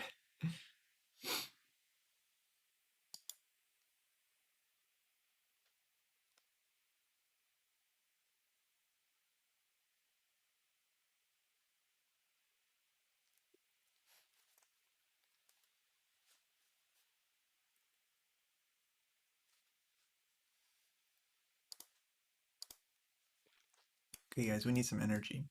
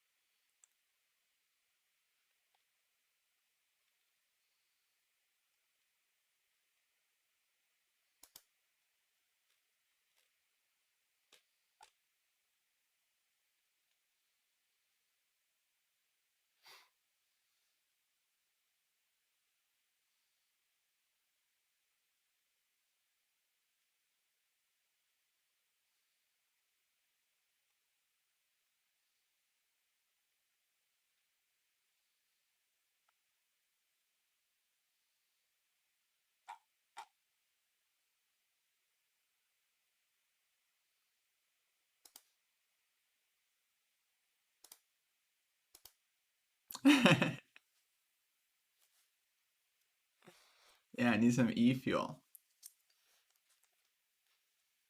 Bishop G4. What is this? Mouse slip? This guy's just hanging.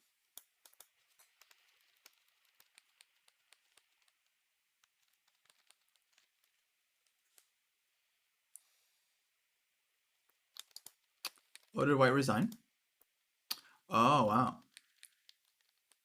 Oh, misclick. It was a misclick. Oh, that's too bad. Yeah. Oh, well, happens. All right, let's see. Michiko. What's going on here? Oh no, drop the exchange. Still playable position. Yeah. Play this on. Not so easy for black to use the rook here in its closed position. So black will have to work to win this one.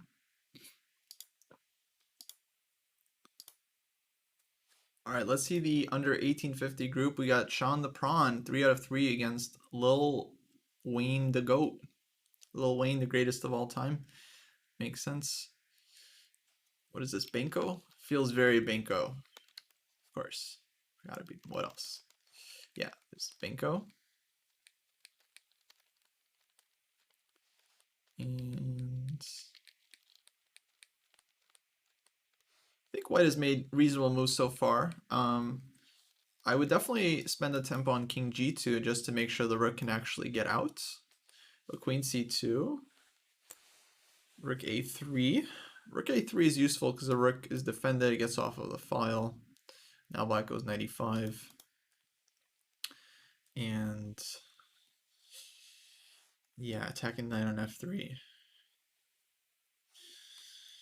No, Soroka, that doesn't sound good. Well, you know, we actually usually mix up the sections because we try to give players a different experience. So sounds like you played up a lot this time, but we try to mix it up. So next tournament you might be one of the higher rated players in your section. It might be like under 1600 or something. We try to switch up. I mean, in general, I think playing higher rated players is like kind of a blessing. You get to play stronger players, learn something from the games. free tournament, no entry fee. It's kind of just like free experience. But yeah, we try to switch it up. 1570 player played Benko. Well, these are rapid ratings, so black might not actually be 1570, might be like much stronger actually, so hard to judge. But Benko's good. I like the Benko. Good for you, Coco. Good for you. Yeah, guys, I relish whenever I get to play GM, and there's nothing more I would like than just play 9-round tournament with a bunch of GMs and just get my behind handed to me over and over again. How else are you gonna learn? How else are you gonna learn?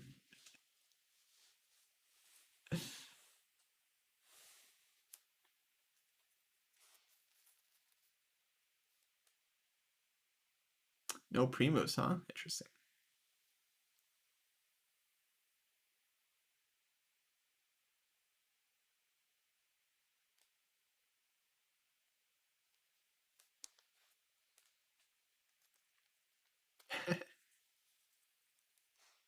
Now, black is spending a lot of time here. So for a rapid game, this isn't really good time usage, because this is not a position where you're just going to be able to figure it out. Black is definitely always going to be a little worse in the Benko, but the point is that you get your long-term chances. So this is not a position I think where black should be spending a ton of time. This is a position where you go queen a5, rook fb8, you just put your stuff on the queen side. If bishop d2, you got knight c4. f5, definitely a very reasonable move. So I'll say though, it's better to spend your time than not spend. So it's maybe a little bit too much for the rapid game, but as far as like general chess understanding and culture goes, it's like it's good to spend your time if you're not sure what to do.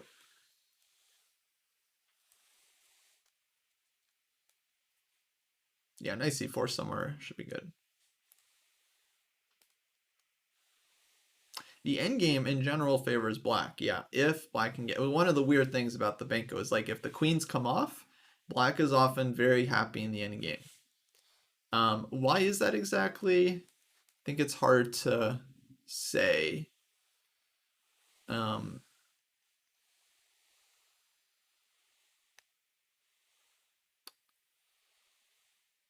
yeah, yeah, no problem, Steve. I wasn't even here, so I certainly forgive you. No, I think f5 doesn't spoil anything for black.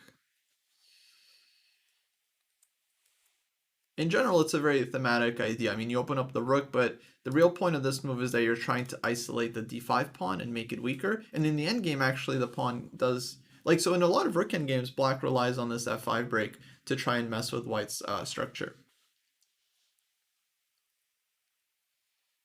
Rapid is a very difficult time control. Yeah, no argument here. Because you have some time to think, but you can't just like spend forever, because then you'll just get into massive time pressure and be in big trouble. Yeah, white does have a pass pawn, but this is the Benko. It's like black gives you the pass pawn, but it's very hard to push it without getting the pawn lost. So in exchange for the pawn, black gets activity, black gets a nice bishop, black gets like constant pressure on the queen side. I think it's actually like a very, and I don't use this word lightly, OP opening. It's overpowered at certain, I think at lower levels, because it's like black's ideas are just much more fluid than white. White is the one that has to be like really careful, not blunder anything, hold on to everything, and black gets to just move everything in and has a lot of thematic ideas, and yeah, in general has a lot of fun in these positions.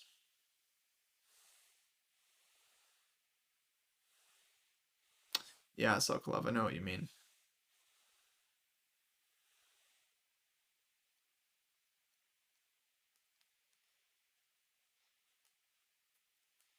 Yeah, all good, Steve, all good.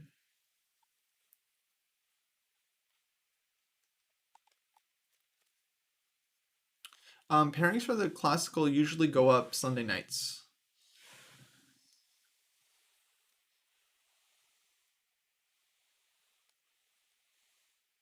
Do I have some advice to train seeing tactics quicker? Yeah, Stefan. I think quite a few people ask this actually from time to time.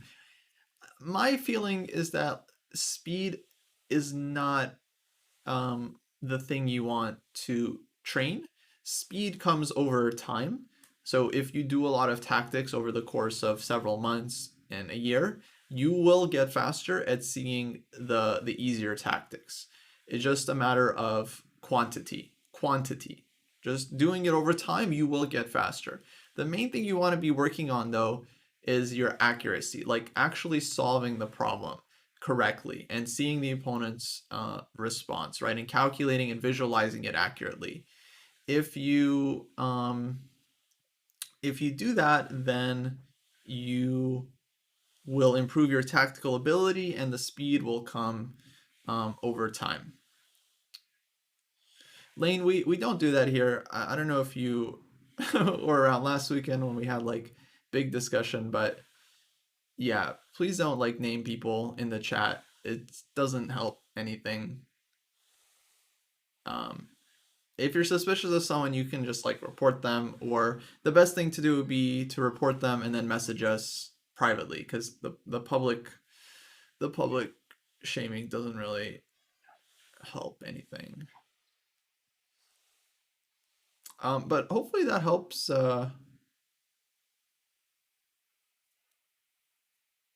Stefan. Of course, when we're starting out, it's always going to take a long time to try to like see things. That's very natural.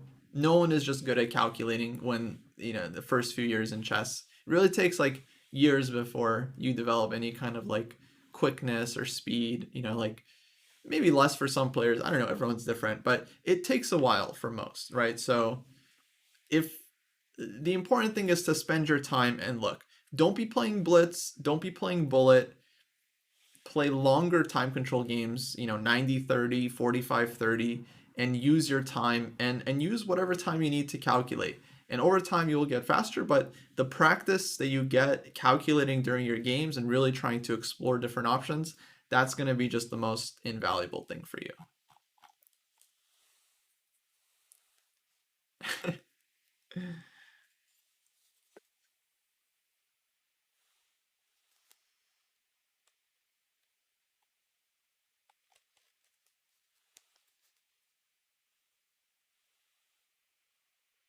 Yeah, Lane, I don't care. It's more about like not accusing others publicly and then like sparing their name based on just random, like you can literally say anything about anyone that wins. Oh, they won this game. Like, so what I'm trying to avoid is people getting accused that don't deserve it. And yeah, so if you could not name people in chat, that would be great. It just doesn't help anything. I don't understand what it accomplishes. But all it does is attack that person, right? Like it doesn't make them any closer to being banned, if you get what I mean. Whether they get banned has nothing to do with whether we witch hunt them in the Twitch chat.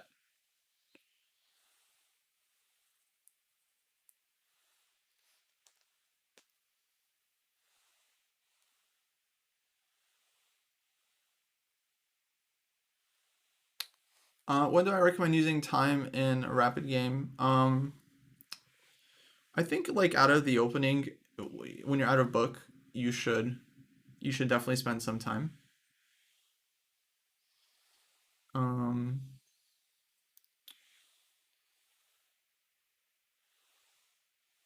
so um, sorry, I'm distracted. So when out of the opening, when it's time to come up with a plan, I think that's a really important moment to spend time. And whenever you feel the position is complicated, that's always a good time to spend time. Because you always have options in the position. You don't want to spend like a ton of time in rapid. That's what makes rapid hard, is that it's hard to balance it. Like in blitz, you just have to play quickly. You can't really spend more than 10-15 seconds a move if you really have to. But in rapid, like you can't spend more than 10-15 seconds. You can spend up to a minute, but you can't spend a minute like every move. Then you're gonna run down pretty quickly. Yeah, usually the increment is 15-10 in these tournaments. Yeah. So yeah, guys, it's like it just doesn't help when we publicly accuse people because it's like, whether or not they get closed, their name is already smeared in the chat and people associate their name now with cheating. So it's kind of not really fair for that person. And if they turn out to be a cheater, fine. I still think it's wrong to publicly name them before their account actually gets closed. Like, let chess.com decide when it's time to declare someone a cheater. It's not up to us to decide. Yeah, I understand that feeling too, Desert, but um, I still think it's bringing more harm than is needed. Because it just also just adds to the hysteria. That's really like the bigger point. It's not like, okay, we accuse one person, it's like um, such a catastrophe if they ended up cheating, but like it just kind of adds to the hysteria, and then other people think that they can make accusations, and it just the whole thing gets blown out of proportion so easily.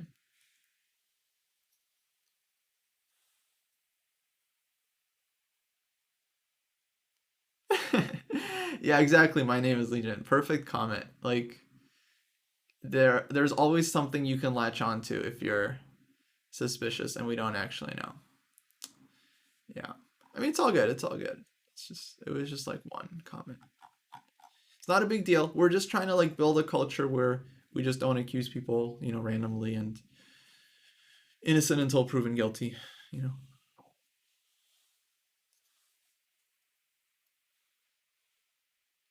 Yeah, and I mean, again, guys, the typical disclaimers. This is a free event. This is affecting your online rating. Your points do get refunded if you actually end up playing someone who gets their account closed. You don't have to like, right? Like getting cheated in an online tournament is nothing compared to getting cheated in like an over the board tournament where you imagine like you traveled somewhere, you like paid for like flight and ticket. It's a 9 round tournament, you're like playing for a norm, big entry fee, like huge travel expense. Getting cheated in like an over the board tournament, oh man, that's just the worst. Online, very little at stake. And yeah, D-Shock, that's exactly right. And yeah, that's what we're trying to avoid.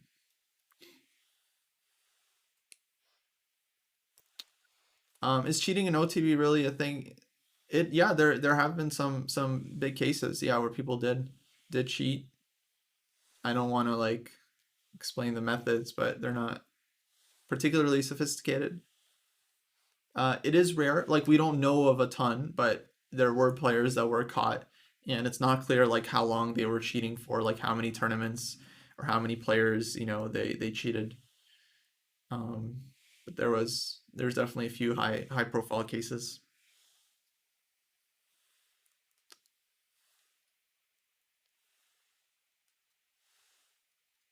Yeah, there's actually a really interesting case with this Bulgarian guy a few years ago because like people were just extremely suspicious of him, and to be fair, he was being extremely suspicious.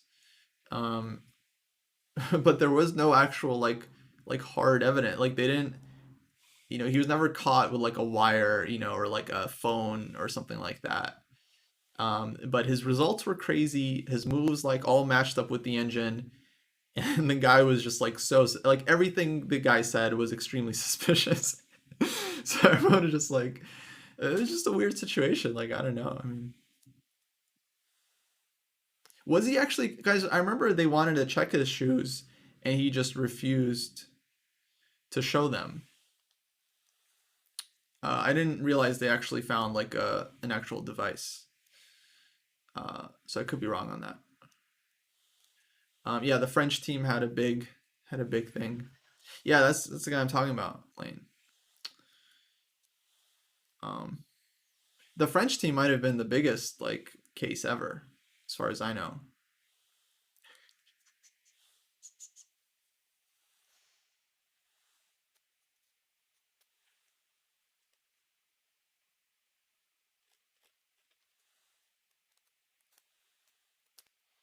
Yeah, the French team thing. I mean, that's just like that's huge because that's like the Olympiad and like Captain was involved. I mean, that was crazy.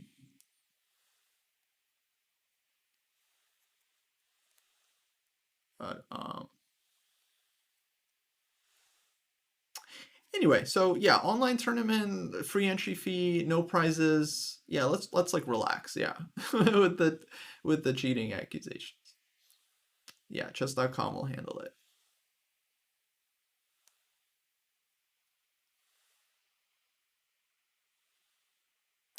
Yeah, that's the thing, Laurent. Like that's obviously like super suspicious, but it's still like still it's not conclusive, right? Like so I don't really feel bad for the guy because he's just like everything he did was just like just screamed just screamed cheater, like literally everything, but I don't know. It's kind of a interesting case.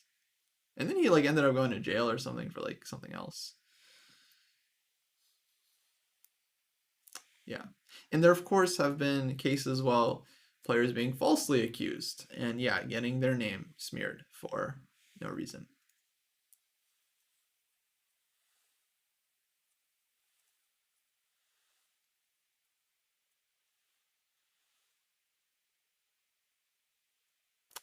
PB, I think that en passant thing happens like once a week on Reddit.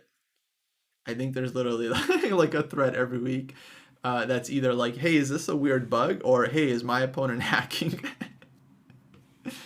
Yeah, apparently, no, yeah, they said they get like tons of support messages every week that people think their opponents are hacking because they did en passant. Daster, you're just on fire today.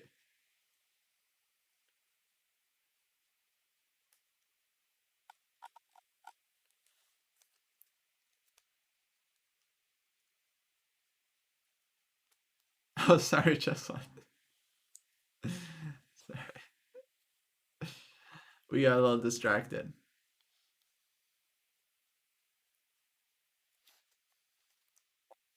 Benko, though, very exciting. There was a rook on d1, that's why. There was a rook on d1.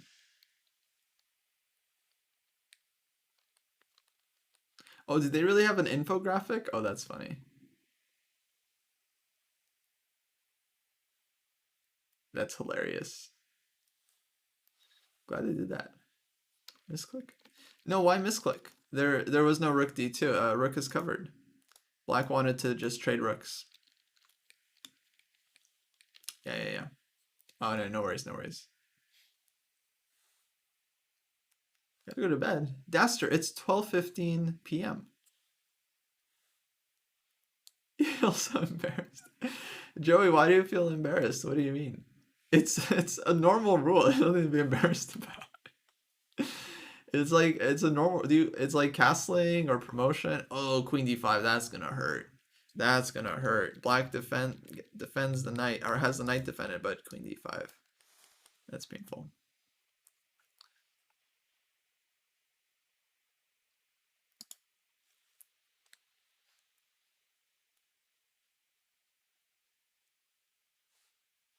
Yeah, that's true.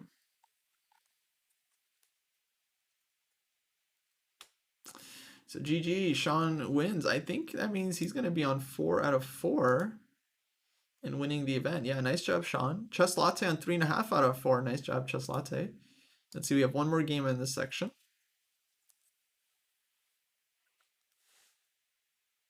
Amanda, you flagged the opponent. Nice. Well, not nice, but cool. Nice for you. Yeah, the Kramnik Topalov thing. Yeah, that was a big thing.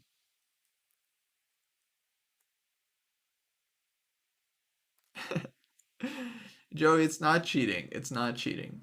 How else are they going to learn unless people do en passant against them? It's definitely not cheating. Like, if they don't know all the rules, like, that's on them.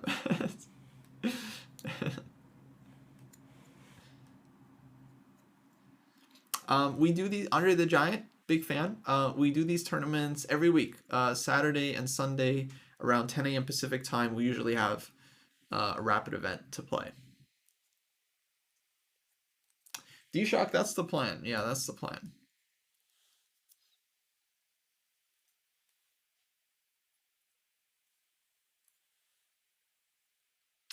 Okay, tournament over. GG. Oh, Lurit won this game, so they hopped into second place. I'm sorry, Chess Latte.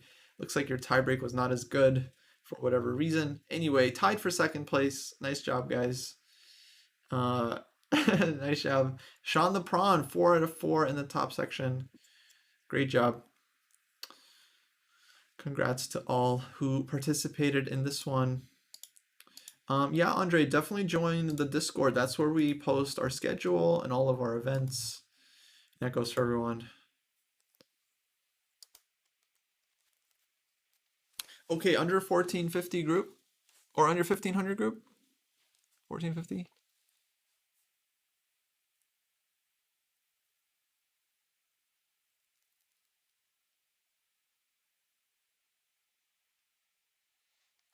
Neither D-Shock, neither. Did you listen to the endgame rant earlier? I mentioned all the endgame books. 100 endgames you must know. That's difficult. That's on the more advanced end.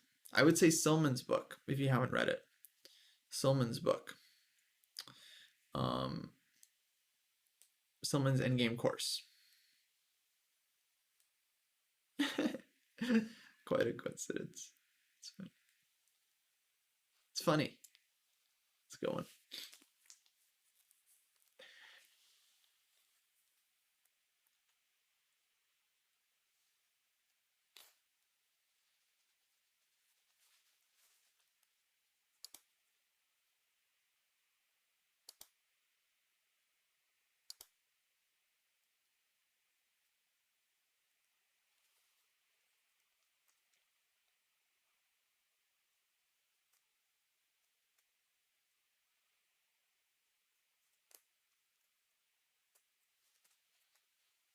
Yeah, Discord's awesome, guys. Definitely join the Discord. You can connect with the community. It's not just like a Twitch Discord. The Discord is where the dojo actually started and then became a Twitch channel because we wanted to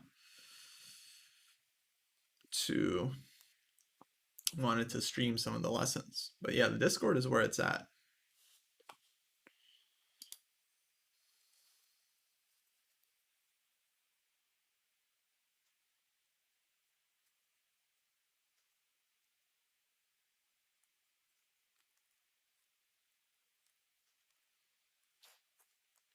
Okay, what's happening here? Failhecht against Geo. White's down the exchange, but has some one pawn. Kind of nice bishop, but I think black should be better here, especially with the a pawn. But time is going to be a factor for these players. Okay, taking aim at the h3 pawn. No, it was Discord, Twitch, and then YouTube. YouTube was pretty new, actually. YouTube we only started when David and Jesse joined Dojo.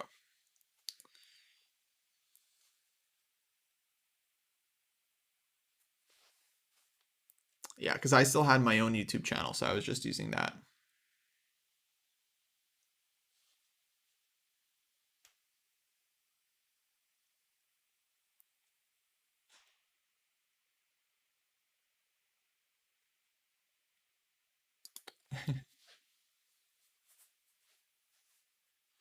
Yeah. Okay, now white is better. A lot of pawns. King is very safe and going to be safe on h2. Queen e4 check. c5 also good. Okay, black is going for the king. So white's going to have to create a square. Has queen f5. Oh, but black's staying very active. See, what white needed to do was, I think, activate the queen earlier. I mean, here. Give the check on e4 and then push. Okay, d7 on the board. Black can take. What's going on? What's going on? Black took. White pushes to c7, and now I mean, only white can be better here. This pawn is really strong, but it's not going to be easy to win. Rook c1 check forces the king back. Okay, doesn't want it. Yeah, now black has to be, I think, pretty precise here to defend this one. Hey, nice door, nice.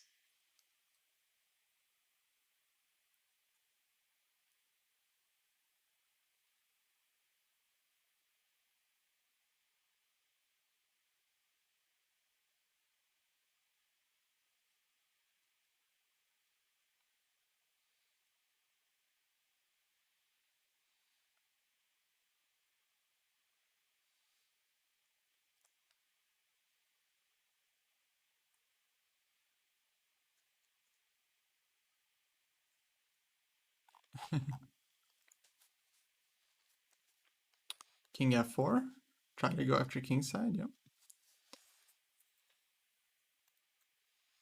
Gotta make a move, Geo, move! Takes. White forgot about the pawn, but king is still really active. Oh man. Bishop f4, bishop g5. Oh, this could get very, very tricky because f2 will be a problem. Bishop g5 though covers d2. Could have gone bishop g5 and taken. Oh, but now black's rook is ready to come down. Okay, rook d5. Bishop g5, he finds it. Now maybe this only move.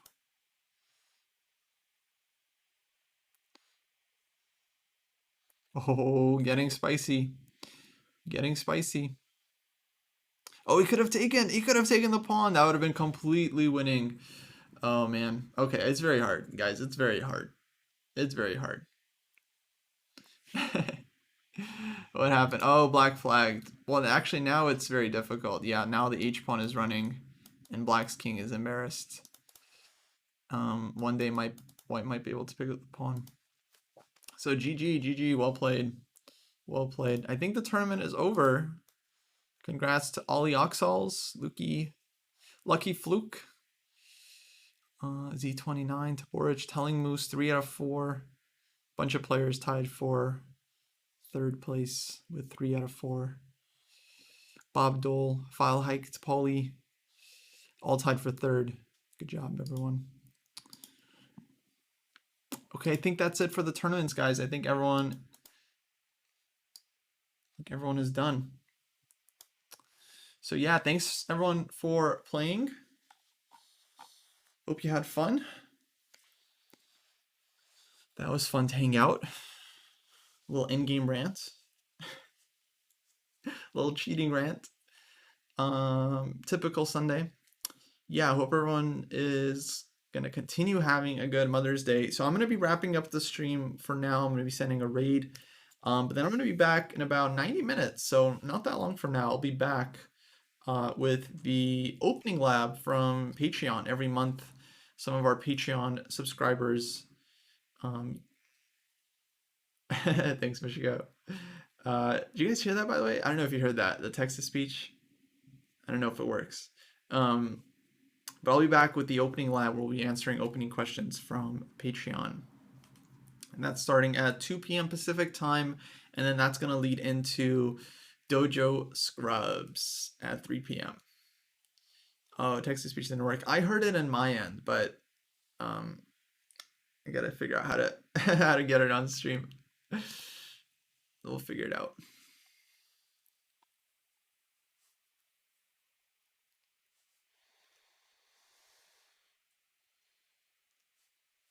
Hey, thanks, Telling Moose.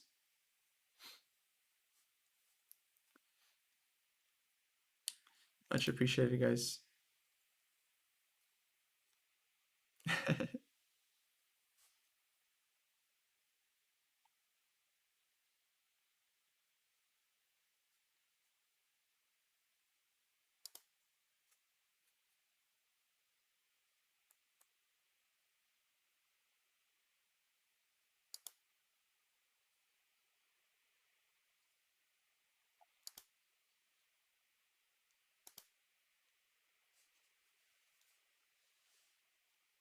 I think you joined the tournament late, Aster. You probably joined for round 2.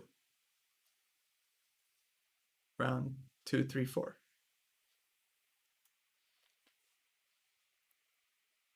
Yeah, new cheering animation. That's the doing of DM Hoki.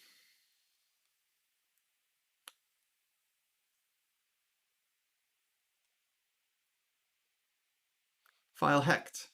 Yeah, what'd I say?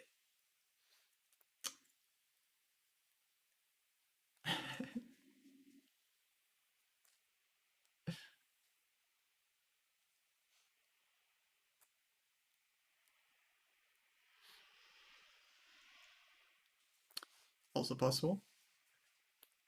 I don't know. I'm not sure what happened. But yeah. All right, guys, that was fun. Thanks for hanging out. Let's see who we're gonna raid.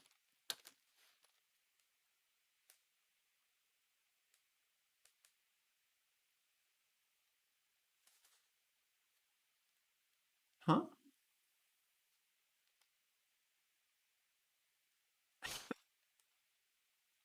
No, today is Mother's Day. What are you guys talking about?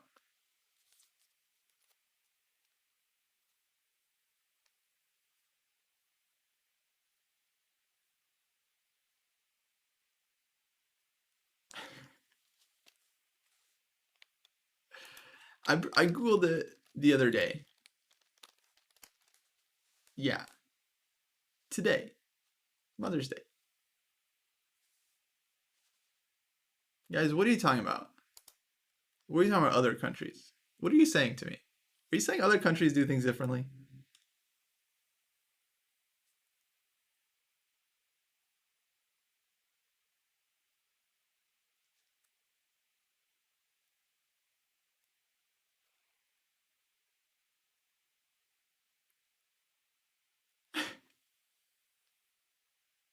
I don't understand. I'm sorry you have to call your mom Sila. Oh, in France it's 2 weeks. Wow.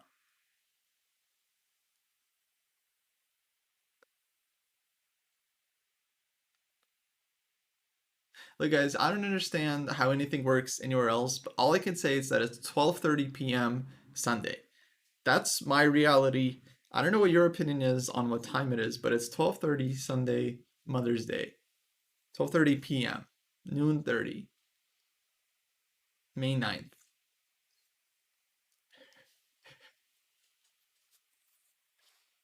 Oh, I see. So Sweden is 21 days ahead in terms of the time zone. So that's why their Mother's Day is today.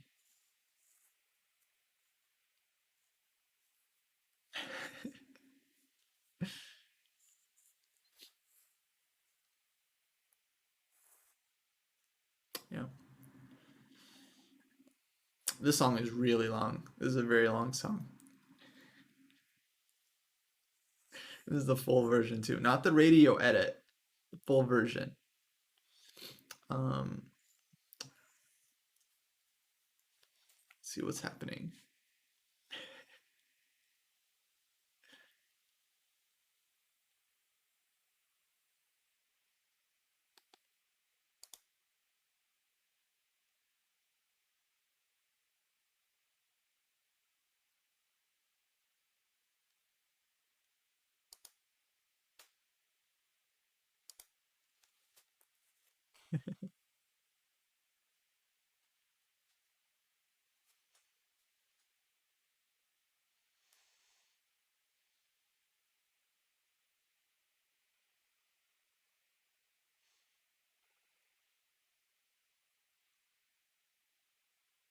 All right, let's rate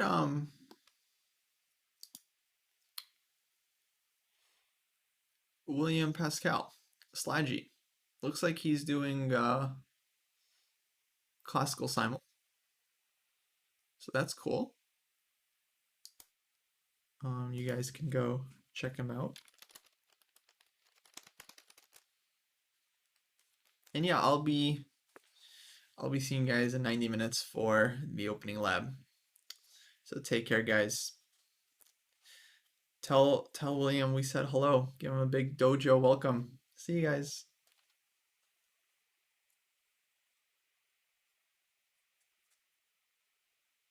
Okay, one more song. One more song.